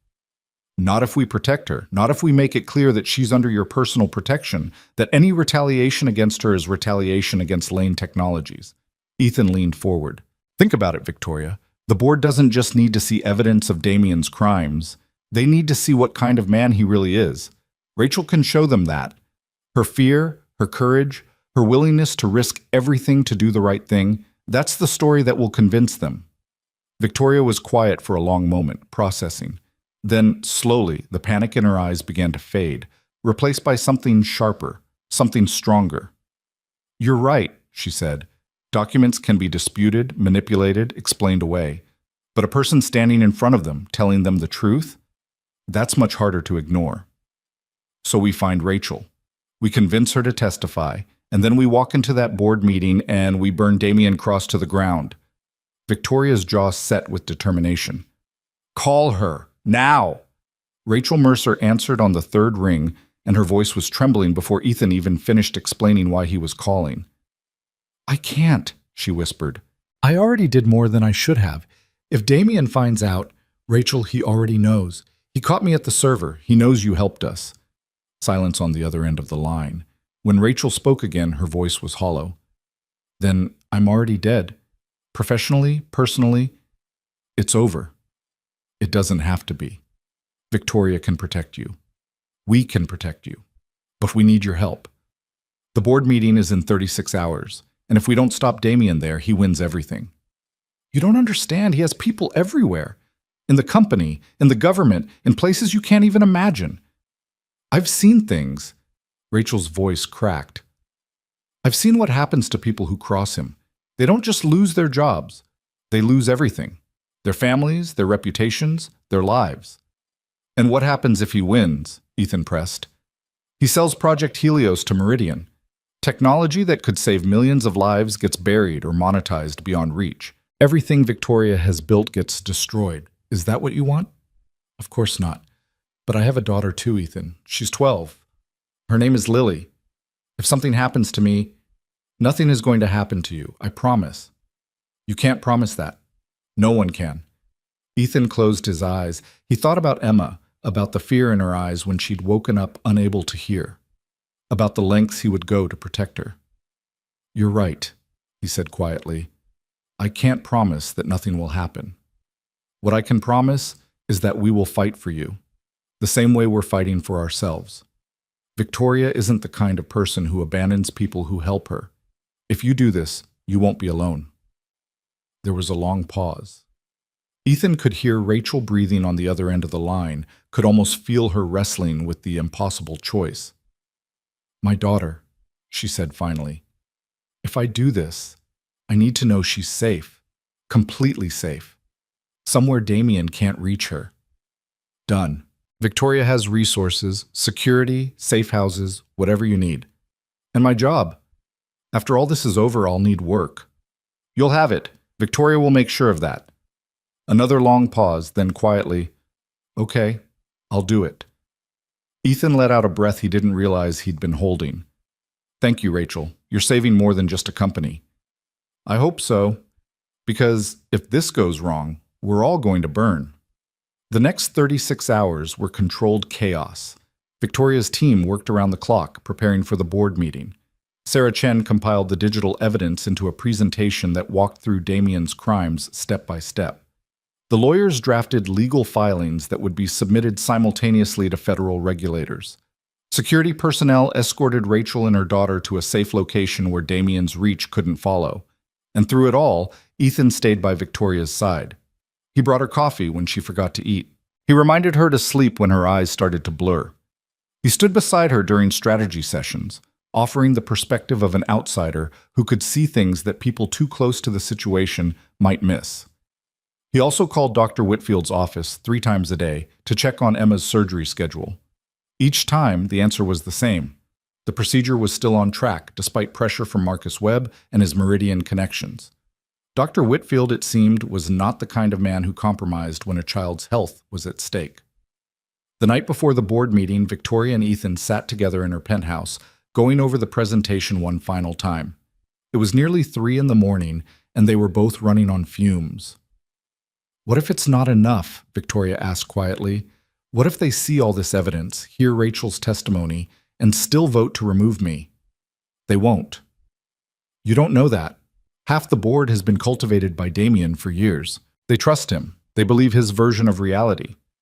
Then we show them a different version. Ethan set down the tablet he'd been reviewing. Victoria, you've spent 15 years building this company. You've created something that genuinely helps people, that makes the world better. That's not nothing. That matters. Does it? Sometimes I wonder if any of it matters. If I've just been fooling myself all along. Ethan moved closer, taking her hands in his. Listen to me. 3 months ago, I was a broken man. I'd lost everything. My career, my marriage, my sense of who I was. The only thing keeping me going was Emma, and even that felt like it was slipping away. And now? Now I have hope. Real hope. For Emma, for myself, for whatever this is between us. He squeezed her hands. You gave me that.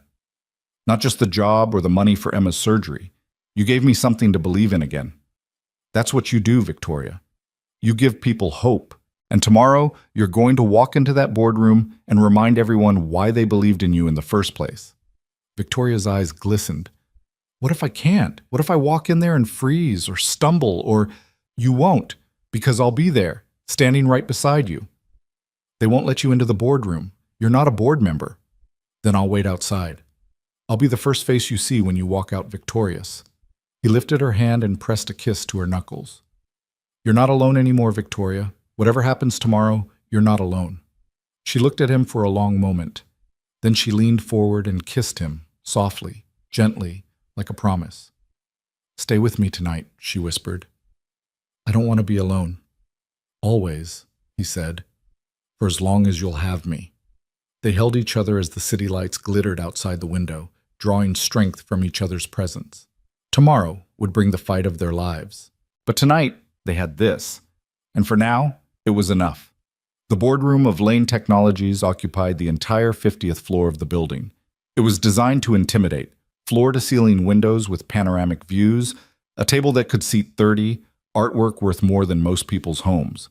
Everything about it screamed power, influence, consequence. Victoria arrived at precisely 9 a.m., flanked by Margaret and Harrison Wright. She wore her armor, a perfectly tailored charcoal suit, her hair pulled back in a severe bun, her expression carved from ice. If she felt any of the fear she'd confessed the night before, she gave no sign. Ethan waited in the anteroom, close enough to hear but not permitted to enter. Rachel sat beside him, pale and trembling, clutching a folder of documents to her chest like a shield. "You can do this," Ethan told her quietly. "Just tell the truth. That's all you have to do." "The truth?" Rachel laughed bitterly. "Do you know how long it's been since the truth mattered in that room? It matters today, I promise you that." Through the heavy doors, they could hear the meeting being called to order. The chairman's voice, a man named Theodore Banks who had been on the board since the company's founding, cut through the murmurs. "We are convened for an emergency session requested by Chief Financial Officer Damian Cross. Mr. Cross, you have the floor." Damian's voice was smooth, confident, utterly in control. "Thank you, Mr. Chairman. I appreciate the board's willingness to convene on short notice. What I have to share today could not wait." There was a pause, presumably as Damian arranged his materials or connected to a presentation system. "For the past several months, I have been quietly documenting a pattern of behavior that I believe constitutes gross mismanagement of this company by our CEO, Victoria Lane. Erratic decision-making, inappropriate personal relationships that compromise corporate security, and most troublingly, evidence that she has been pursuing a secret agenda that puts her personal interests above those of our shareholders. This is absurd." Victoria's voice, cold and sharp. "Damian, what exactly are you accusing me of?" "I'm accusing you of nothing, Victoria. I'm simply presenting facts and allowing the board to draw their own conclusions." Another pause. "For example, the board may not be aware that you have recently hired a personal driver with a highly questionable background, a disgraced doctor who lost his license after a patient death, a man who has been seen leaving your apartment at all hours of the night." Murmurs from the board. Ethan felt his jaw clench.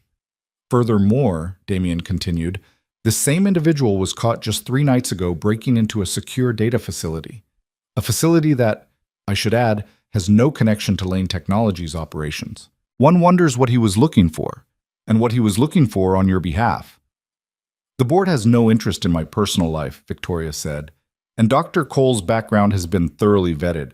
"Has it? By whom? Your personal lawyers? Your pet security team?" Damian's voice dripped with false concern. "Victoria, I'm not trying to embarrass you. I'm trying to protect this company, a company that you have increasingly treated as your personal fiefdom rather than a publicly traded corporation with obligations to its shareholders. This is ridiculous. Is it? Then perhaps you can explain why Project Helios, our most valuable intellectual property, remains years behind schedule and massively over budget. Why key employees have left in droves over the past 18 months.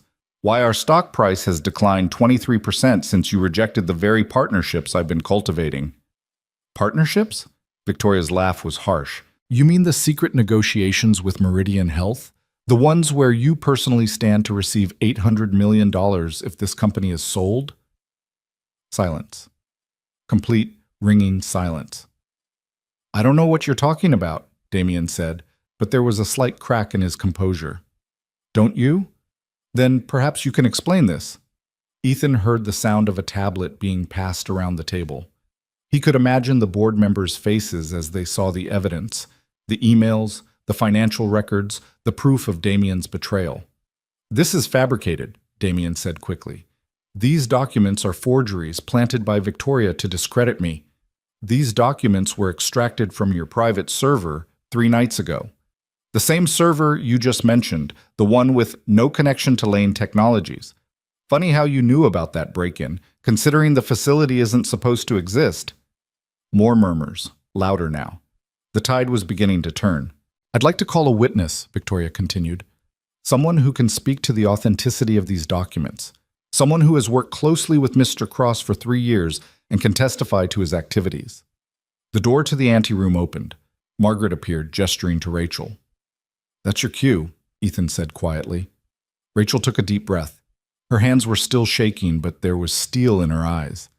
"Tell them the truth," Ethan said. "That's all you have to do." Rachel nodded once, then walked through the door into the boardroom. The next 20 minutes were some of the longest of Ethan's life. He could hear Rachel's voice, quiet at first, but growing stronger as she described what she had witnessed. The documents she had been forced to sign, the emails she had been ordered to delete, the meetings that were never recorded, the conversations that happened in shadows. He could hear Damien trying to interrupt, trying to discredit her, trying to paint her as a disgruntled employee with a grudge. But the board wasn't listening to him anymore. They were listening to Rachel, a woman who had nothing to gain and everything to lose by telling the truth. When she described the pressure tactics Damien had used against employees who questioned him, an older female board member audibly gasped. When she produced a recording of Damien explicitly discussing the Meridian deal and his personal payout, the chairman called for order as the room erupted. And when she looked directly at the board and said, "I'm here because someone has to stop this. Because a little girl almost lost her hearing because this man wanted to blackmail her father. Because I can't stay silent anymore." There was nothing Damien could say that would undo the damage. The boardroom doors finally opened and Victoria emerged. She was pale, exhausted, but there was something in her eyes that Ethan had never seen before. Victory. "It's over," she said. The board voted unanimously to terminate Damien's employment and refer the matter to federal authorities. They're also opening an investigation into everyone he corrupted. She took a shaky breath. "We won." Ethan pulled her into his arms, not caring who was watching. I told you we'd win. I couldn't have done it without you, without Rachel, without any of it. You could have. You would have found a way. That's who you are." Behind them, Rachel emerged from the boardroom, looking shell-shocked but relieved. Victoria broke away from Ethan and crossed to her. "Thank you," Victoria said. "What you did in there, I can never repay you. Just keep your promise. Protect my daughter. Give me a chance to rebuild. You have my word. Whatever you need for as long as you need it." Rachel nodded, tears sliding down her cheeks. Then she walked to Ethan and hugged him, fiercely, desperately. "Thank you," she whispered, "for believing I could do it. I knew you could. I never doubted." The moment was interrupted by the sound of raised voices from inside the boardroom. Security personnel were escorting Damien Cross toward a side exit, away from the main elevators. He looked smaller somehow, diminished.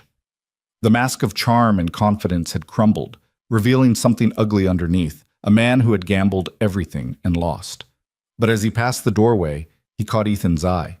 And in that moment, Ethan saw something that made his blood run cold. Damien wasn't broken. He was furious. "This isn't over," Damien called out as security pulled him forward. "You think you've won? You have no idea what you've started. I have resources you can't imagine, connections that go deeper than any boardroom. You'll regret this, all of you." His eyes locked on Ethan's.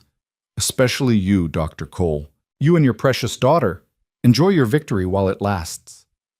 Then he was gone, disappeared into an elevator with security guards flanking him like prison escorts. The threat hung in the air like poison. Victoria turned to Ethan, her face pale.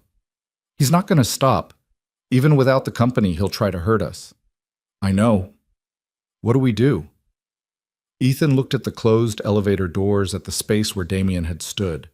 He thought about Emma, about the surgery scheduled for tomorrow, about the life they were trying to build. "We don't let fear win," he said. "We protect our family, we stay vigilant, and we remember that he's the one who lost today, not us." "And if he comes after us?" Ethan met her eyes. "Then we face it together. Whatever comes. That's what family does." Victoria took his hand, squeezing tight. "Together," she repeated. Behind them, the sun was streaming through the boardroom windows, casting long shadows across the floor. It should have felt like a new beginning, but Ethan couldn't shake the feeling that the darkest hours were still ahead. The phone call came 6 hours later. They were at Victoria's penthouse, finally allowing themselves to rest after the battle of the boardroom. Emma was there too, brought over by Mrs. Patterson so they could be together as a family. She was curled up on the couch, drawing pictures while Victoria and Ethan sat nearby, too exhausted to do anything but exist. When Ethan's phone rang, he almost didn't answer. But something, instinct perhaps, or the paranoia that came from weeks of living under threat, made him pick it up. The voice on the other end was one he didn't recognize. "Dr. Cole? This is Boston General Hospital. I'm calling about your daughter's surgical procedure scheduled for tomorrow." Ethan's heart stopped. "Yes?"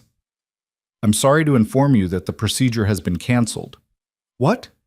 "No, that's impossible. We confirmed everything with Dr. Whitfield's office just yesterday." "I understand, sir. However, Dr. Whitfield has been temporarily suspended pending an investigation into his hospital privileges. All of his scheduled procedures have been canceled indefinitely." The room started to spin. Ethan gripped the arm of the couch, trying to stay upright. "An investigation? What kind of investigation?" "I'm not at liberty to discuss the details, sir. I can only tell you that the suspension came at the request of a major hospital donor. I'm sorry. There's nothing we can do." The call ended. Ethan sat frozen, the phone still pressed to his ear as the full weight of what had happened crashed down on him. Damien. Even in defeat, Damien had found a way to strike back. Marcus Webb, the board member with Meridian connections, he had pulled strings, fabricated accusations, gotten Dr. Whitfield suspended, all to hurt Emma, all to punish Ethan and Victoria for daring to fight back. "Ethan?" Victoria was at his side, her face pale with concern. "What is it? What happened?" He couldn't speak, could barely breathe. Emma looked up from her drawing, sensing that something was wrong. "Daddy? Are you okay?" The sound of her voice, so innocent, so trusting, broke something inside him. "The surgery," he managed. "It's been canceled. Dr. Whitfield has been suspended." Suspended? Why? Damien. It has to be Damien. He's using his connections to destroy anyone who helps us. Victoria's expression shifted from concern to fury. "That bastard! Even after everything—" "Victoria," Ethan's voice cracked. "Emma's hearing. Without the surgery." He couldn't finish the sentence, couldn't bring himself to say the words that would make it real, permanent, irreversible, gone. Emma set down her crayons and walked over to them. She was only 7, but she understood more than any child should have to. "I'm going to be okay," she said quietly. "Even if I can't hear anymore, I'm going to be okay. I'll learn sign language. I'll read lips. It won't be the end of the world." "Emma? Daddy, look at me." She took his hands in her small ones. "You always tell me that brave people aren't people who aren't scared. They're people who are scared but do things anyway, right?" "Right," he whispered. "So we'll be brave. Together. All 3 of us." She looked at Victoria, then back at Ethan. "Whatever happens, we'll be brave." Ethan pulled her into a hug, holding her tight, fighting against the tears that threatened to overwhelm him. This wasn't how it was supposed to end. They had won. They had defeated Damien, exposed his crimes, saved Victoria's company. They were supposed to be celebrating, not facing a new crisis. But life, he had learned long ago, didn't follow scripts. Victoria knelt down beside them, wrapping her arms around both of them. "We're not giving up," she said fiercely. "There are other surgeons, other hospitals, other ways to fight. Damien may have won this battle, but he hasn't won the war." "How?" Ethan asked. "He's shown that he can reach anyone, that there's nowhere we can go that he can't follow." "Then we stop running." Victoria's eyes were blazing. "We stop playing defense. We take the fight to him." "What do you mean?" "I mean that Damien Cross just made the biggest mistake of his life. He came after my daughter." The word hung in the air, my daughter, and this time Victoria didn't correct herself. "And I am going to destroy him for it, completely, permanently, in a way that he will never recover from." "Victoria, I have resources he doesn't know about, connections in places he's never thought to look. And I have something else, something more powerful than any amount of money or influence." "What?" Victoria looked at Emma, at the brave little girl who was facing the possibility of losing her hearing with more courage than most adults could muster. "Motivation," she said. I have something worth fighting for. She stood up, pulling out her phone, her mind already racing through possibilities. Margaret, I need you to call in every favor we've ever been owed, every connection, every ally, every person who has ever benefited from Lane Technologies. I want a meeting, tonight, with everyone who has reason to want Damien Cross brought down. She listened for a moment, then nodded. And Margaret? Tell them this is personal. Tell them he came after a child. Tell them that anyone who helps us will have my gratitude, and anyone who doesn't will have my attention. She hung up and turned back to Ethan and Emma. We're going to fix this, she said. I don't know how yet, but I promise you, we are going to fix this. Ethan looked at her, this woman who had gone from distant CEO to partner to family in the space of a few short months. This woman who had started out so alone and was now willing to burn down the world to protect a little girl who wasn't even her own blood. I believe you, he said. And he did. Whatever came next, they would face it together. As a family. The meeting happened at midnight. Victoria had commandeered a private dining room at the Ritz-Carlton, a space usually reserved for heads of state and business titans negotiating billion-dollar mergers.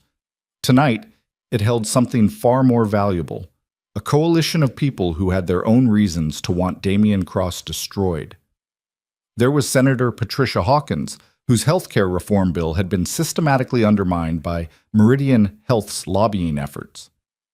There was Dr. Marcus Chen, a former colleague of Damien's who had been pushed out of the industry after refusing to participate in fraudulent research. There was Isabella Reyes, a journalist who had been investigating Meridian's practices for 3 years and had the sources to prove widespread corruption. And there was someone Ethan hadn't expected, a woman in her 60s with silver hair and eyes that could cut glass. This is Helen Whitfield, Victoria said, introducing her. Dr. James Whitfield's mother. She also happens to be a former federal prosecutor.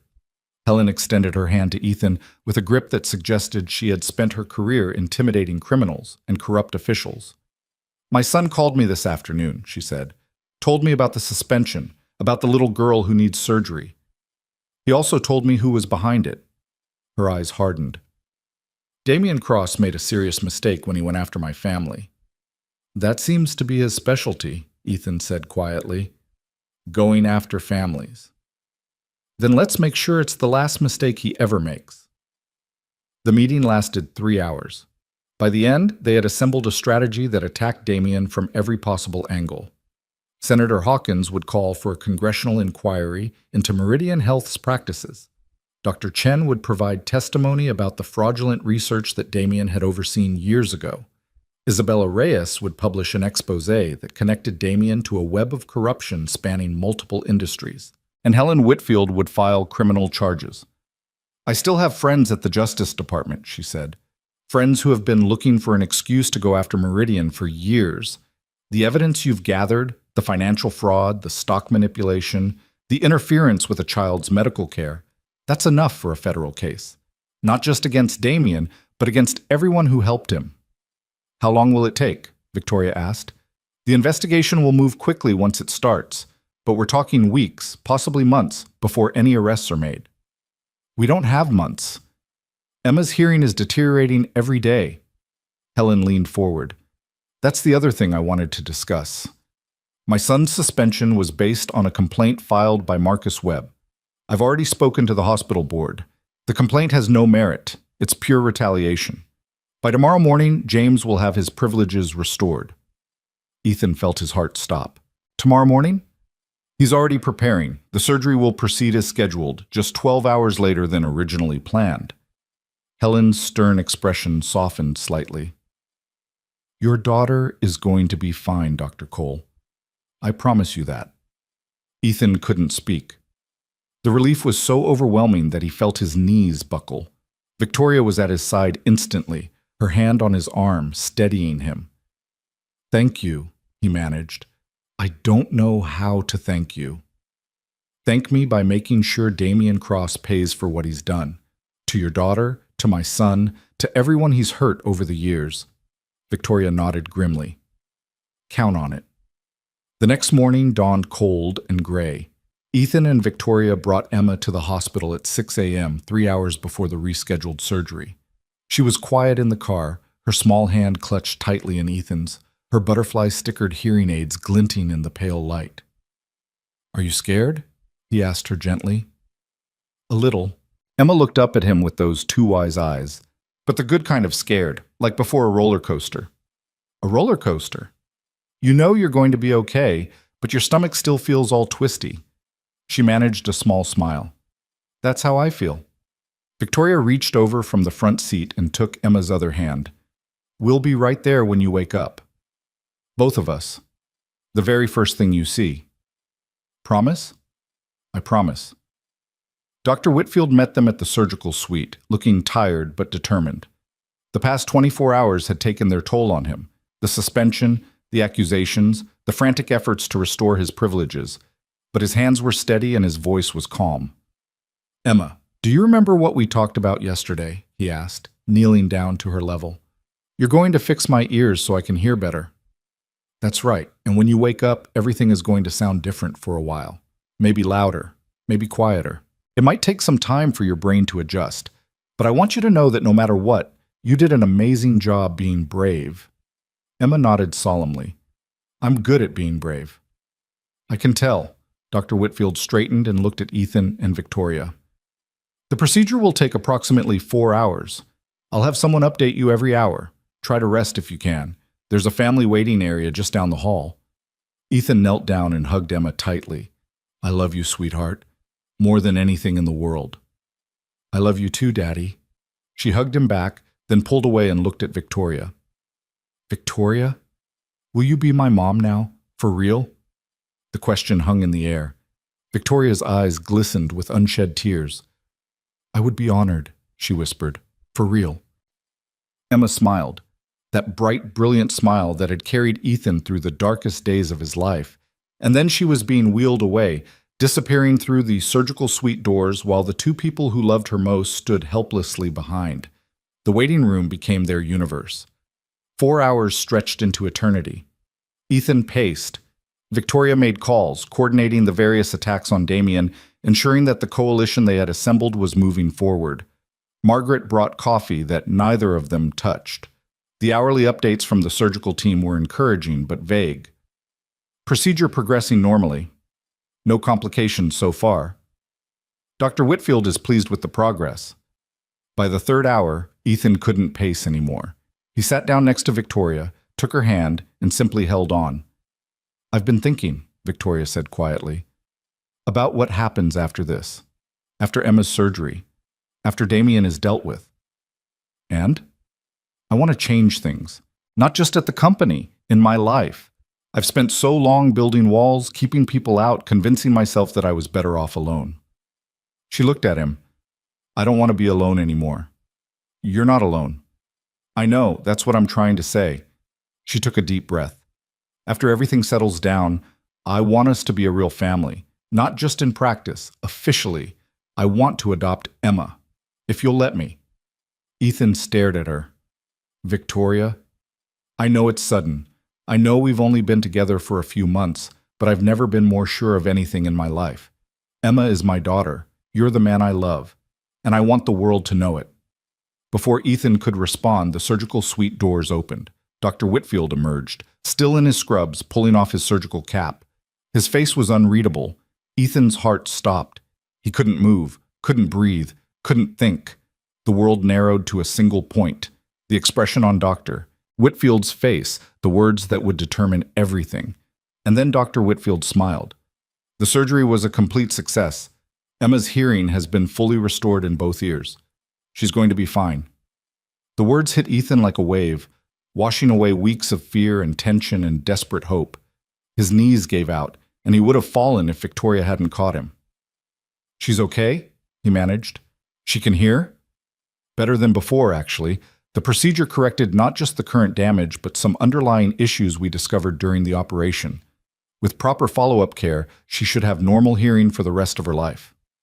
Victoria was crying.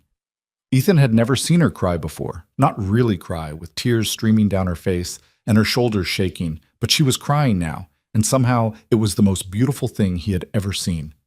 "Can we see her?" she asked. "She's in recovery. It'll be about an hour before she's fully awake." "But yes, you can see her." They followed Dr. Whitfield down the hallway to the recovery room.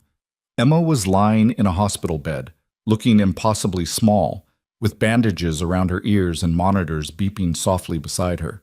But her color was good, and her breathing was steady, and when Ethan took her hand, he felt her fingers curl around his. "She's dreaming," Dr. Whitfield said quietly. "Let her rest. When she wakes up, she's going to want to see you." He left them alone with their daughter.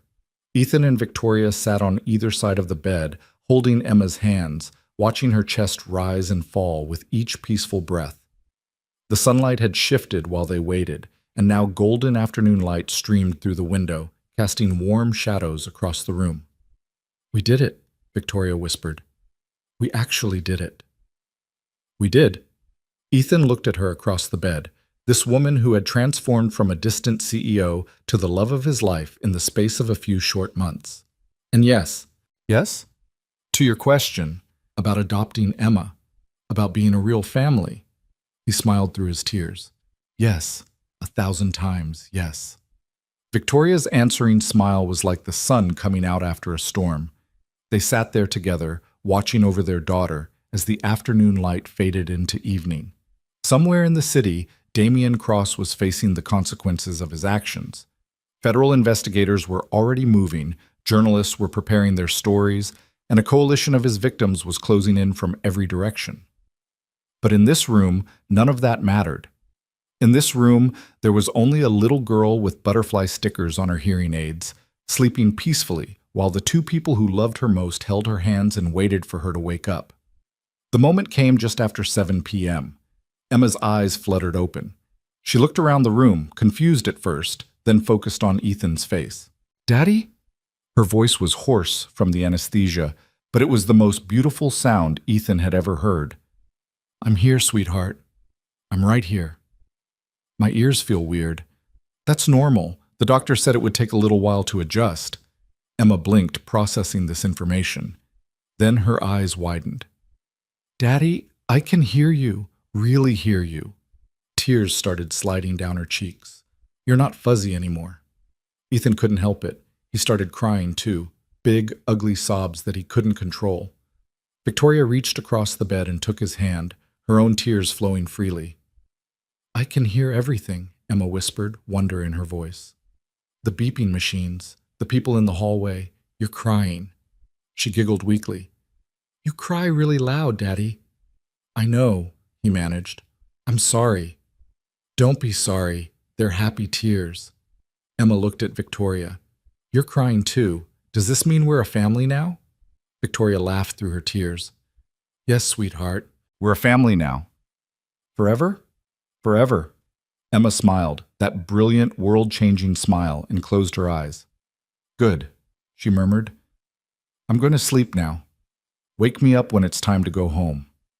Within seconds, she was asleep again, but this time it was the peaceful sleep of a child who knew she was loved, a child who knew she was safe, a child who had a family.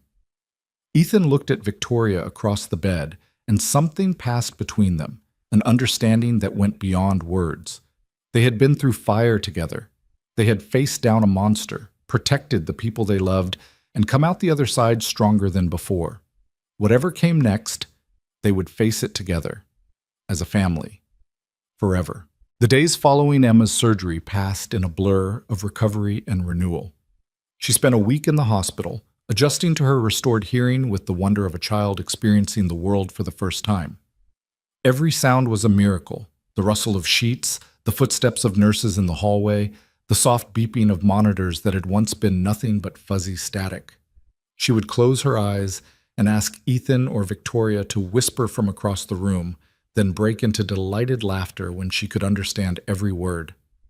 "I can hear the birds," she announced one morning, sitting up in her hospital bed with her face turned toward the window. "Real birds, singing. I forgot what that sounded like." Ethan sat beside her, holding her hand, watching her rediscover the world.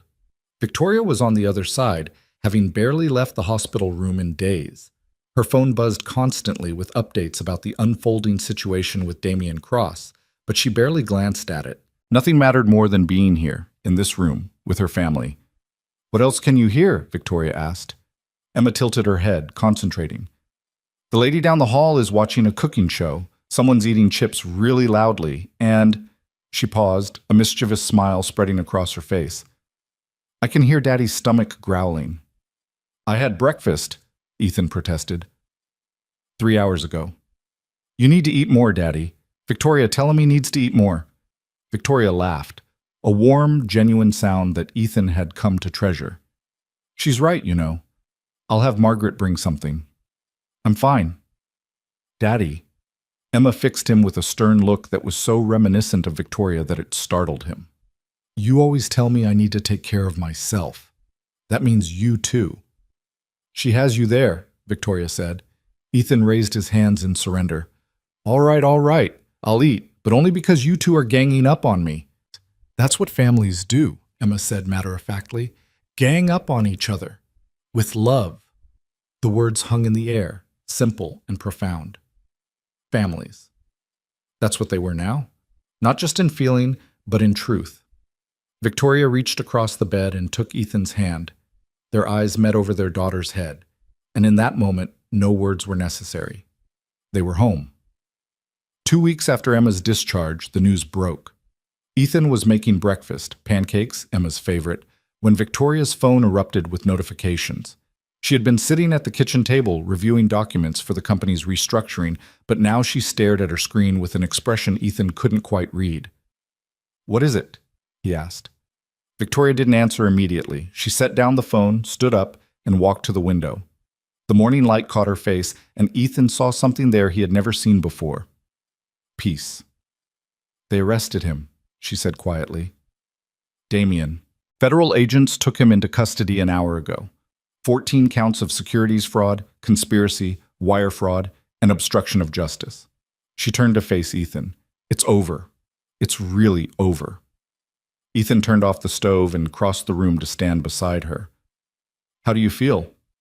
I don't know. I thought I would feel triumphant, vindicated, but mostly I just feel, she searched for the word, tired, like I've been running for years and I can finally stop. Then stop, rest, you've earned it.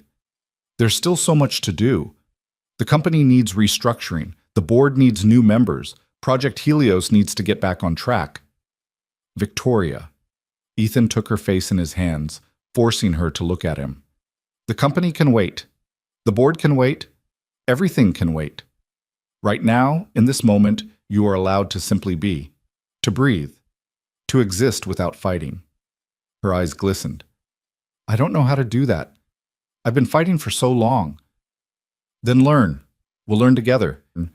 From the doorway, Emma's voice rang out. Are the pancakes ready? I'm starving. They both laughed, the tension breaking like a wave against rocks. Almost ready, Ethan called back. Give me 5 minutes. Hurry up, my stomach is making whale noises. Ethan kissed Victoria softly, then returned to the stove. As he flipped pancakes and listened to Emma chattering about a dream she'd had, he realized something. This was what happiness felt like. Not the absence of problems or the perfection of circumstances, but this simple, ordinary morning with the people he loved. Pancakes and sunshine, and a little girl who made whale noises when she was hungry. This was everything. The trial of Damien Cross became a national sensation. Isabella Reyes's expose had been published the day of his arrest, laying bare the full scope of his crimes. The story dominated news cycles for weeks, a tale of corporate greed, betrayal, and the systematic corruption of institutions that were supposed to protect people. But for Ethan and Victoria, the trial was something else entirely. It was closure. Victoria testified on the second day, walking the jury through years of manipulation and deception. She spoke clearly, calmly, without anger or bitterness. She had spent too long carrying the weight of what Damien had done. Now, she was setting it down. He didn't just steal from the company, she said, her voice steady. He stole from every patient who might have benefited from our technology. He stole from every family who lost someone to a disease that early detection could have caught. He stole years of work, of hope, of possibility. And he did it for money, for power, for nothing that matters. Ethan watched from the gallery, Emma's hand in his. The little girl had insisted on coming, on seeing the man who had tried to hurt them face justice. She sat quietly through the testimony, her expression serious beyond her years. "Is he going to go to jail?" she whispered. "Yes," Ethan whispered back, "for a very long time." "Good." Emma squeezed his hand. "He was mean. Mean people should have consequences." "They should." Rachel Mercer testified on the third day. She was nervous at first, her voice shaking as she described the years she had spent under Damien's control. But as she spoke, something changed. Her voice grew stronger, her shoulders straightened. By the time she finished, she was looking directly at Damien, and there was no fear in her eyes. Only defiance. The verdict came after 2 weeks of testimony, guilty on all counts. The sentence, 35 years in federal prison with no possibility of parole. Damien Cross was led out of the courtroom in handcuffs, his once polished appearance now haggard and diminished. As he passed the gallery, his eyes found Ethan's. For a long moment, they simply looked at each other, the man who had tried to destroy everything and the man who had stopped him. Then Damien looked away, and he was gone. Outside the courthouse, Victoria stood on the steps, surrounded by reporters and cameras. But she wasn't looking at them. She was looking at Ethan and Emma, waiting for her at the bottom of the steps. She walked down to join them, ignoring the shouted questions, the flash of cameras, the chaos that followed her everywhere. "Let's go home," she said. And they did. Spring came to Boston like a promise kept. The trees along Commonwealth Avenue burst into bloom, covering the sidewalks in pink and white petals. The air grew warm and soft, carrying the scent of new beginnings. And in a courtroom very different from the one where Damien Cross had been sentenced, a judge smiled down at a family of 3. "Victoria Lane, do you understand the responsibilities you are undertaking in becoming the legal parent of Emma Cole?" Victoria's voice was steady, but Ethan could see her hands trembling. "I do, Your Honor." "And do you, Ethan Cole, consent to this adoption, agreeing that Victoria Lane will share fully in the rights and responsibilities of parenthood?" "I do." The judge turned to Emma, who was sitting between them in her best dress, her butterfly-stickered hearing aids gleaming in the courtroom light. "And Emma, do you understand what's happening today? That Victoria is becoming your mother, legally and permanently?" Emma nodded solemnly. "Yes, Your Honor. She's been my mom for a while now. We're just making it official." The judge's smile widened. "Well, I think that's just about the best summary I've ever heard." She picked up her gavel. "By the power vested in me by the Commonwealth of Massachusetts, I hereby grant this petition for adoption. Victoria Lane is now the legal mother of Emma Cole. Congratulations to your family." The gavel came down. Emma launched herself at Victoria, throwing her arms around her neck. "Mom, I can call you Mom now, for real." Victoria held her tight, tears streaming down her face. "For real, sweetheart. Forever." Ethan wrapped his arms around both of them, pulling them close. Margaret was in the gallery, crying openly. Dr. Whitfield had come, along with his mother Helen. Even Mickey Sullivan from the bar had shown up, looking uncomfortable in a suit but beaming with pride. They were surrounded by people who loved them, people who had become family in their own right. "I love you," Ethan whispered. "Both of you. More than words can say." "I love you too, Daddy," Emma said. "And Mom.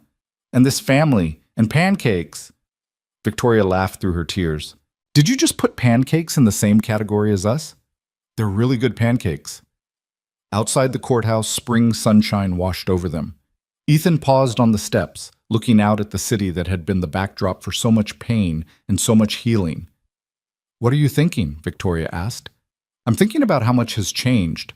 A year ago, I was working 3 jobs, barely surviving, watching my daughter's hearing fade away, and now—" He shook his head in wonder. "Now I have everything." "Not everything," Victoria's voice was gentle. "There's something we haven't talked about. Your career. Your real career." Ethan tensed. They had discussed this before, briefly, but he had always deflected. The wounds from losing his medical license were still raw, even after all this time. "That's in the past," he said. "It doesn't have to be." Victoria took his hand. "The malpractice case was dismissed. Your license was suspended pending review, but the review never happened because you didn't fight for it. What if you did? What if you went back?" Victoria, I'm not sure I can. I spoke to Helen Whitfield. She knows people on the medical board. With her help, with the right lawyers, there's a chance. A real chance. Ethan was quiet for a long moment. He thought about the emergency room, about the lives he had saved, about the calling he had abandoned because he was too broken to fight. I don't know if I'm ready, he admitted.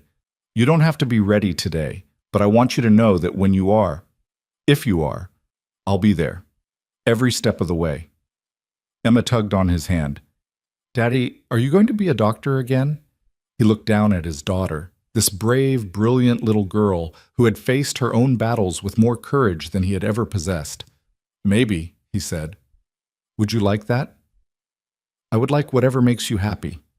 Emma's smile was sunshine. That's what families do. They make each other happy. 6 months later, Dr. Ethan Cole walked through the doors of Massachusetts General Hospital. Not as a janitor, not as a driver, not as a broken man searching for scraps of his former life. As a physician. The path back had been difficult. Hearings, evaluations, skeptical board members, moments when he had wanted to give up. But Victoria had been there through all of it, just as she had promised. And now, finally, he was home. The emergency room was exactly as he remembered. The controlled chaos, the urgency, the constant dance between life and death. But something was different now. He was different. He was no longer the man who had everything to prove. He was a man who had already lost everything, rebuilt from the ashes, and emerged stronger than before. His first patient was a young mother with a sick child. As Ethan examined the little boy, noting symptoms, making assessments, he felt the old instincts returning. The steady hands, the clear thinking, the ability to see what others missed. Is he going to be okay? The mother asked, fear in her voice. He has a severe ear infection, Ethan said gently. We'll get him on antibiotics and keep him for observation, but yes, he's going to be okay. The relief on her face was everything. This was why he had become a doctor in the first place. Not for the prestige or the money, but for this, the ability to take someone's fear and transform it into hope. When his shift ended, Victoria was waiting in the lobby. She had Emma with her, holding a handmade card that read, "Congratulations, Dr. Daddy Sa," in colorful letters. How was it? Victoria asked. Perfect, Ethan said, and he meant it. Absolutely perfect. They walked out into the evening together, a family of 3. The city stretched around them, full of lights and sounds and possibilities.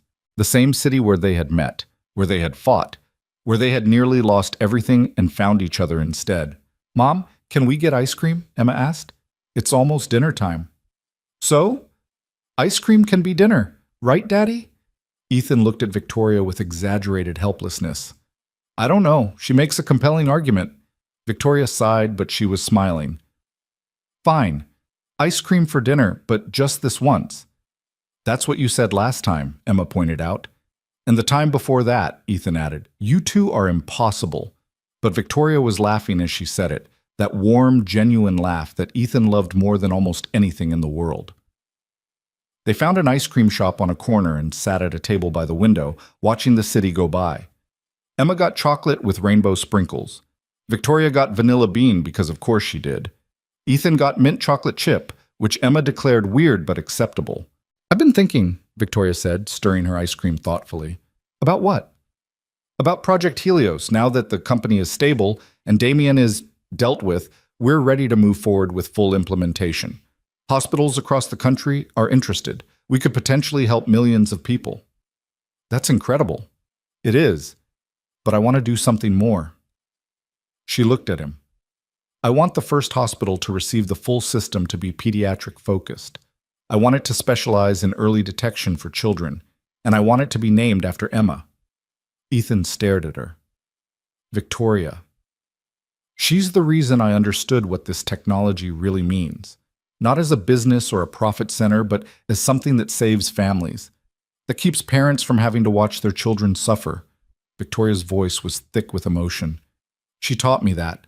She deserves to have her name on it. Emma, who had been pretending not to listen while focusing intently on her ice cream, looked up with wide eyes. You want to name a hospital after me? Not a hospital exactly. A wing, a program. Something that will help other kids the way you were helped. Will there be butterflies? I want butterflies. Victoria laughed. There can be butterflies. Then, okay. Emma returned to her ice cream as if the matter were settled. But I want to help design it. I have ideas. I'm sure you do. Ethan reached across the table and took Victoria's hand. Have I told you lately that I love you? Not in the last hour. Then I'm overdue. I love you, Victoria Lane. I love our daughter. I love this strange, beautiful, impossible life we've built. I love you too. Victoria squeezed his hand. Both of you, more than I ever thought I could love anything. Emma made a gagging noise. You guys are being mushy again. Get used to it, Ethan said. We're going to be mushy forever. Forever, forever? Forever, forever. Emma considered this. Okay, but only if we get ice cream every time you get mushy. Deal? Deal? They finished their ice cream and walked home through the warm evening, Emma skipping ahead while Ethan and Victoria followed hand in hand. The apartment they shared now was bigger than Ethan's old place, a brownstone in a quiet neighborhood with a backyard where Emma could play, and a kitchen big enough for pancake making, and a room that Victoria had converted into an art studio because Emma had once mentioned she liked to draw. It was perfect. Imperfect in all the ways that real homes were imperfect, but perfect nonetheless. That night, after Emma was asleep and the house was quiet, Ethan and Victoria stood on the balcony overlooking the city, the same city lights that had witnessed their meeting, their battles, their triumphs. Do you ever think about that night? Victoria asked. The night we met? All the time. I was so broken then, so convinced that my life was over. If you hadn't been there, but I was. Ethan pulled her close. And you weren't the only one who was broken. I was falling apart too, just more quietly.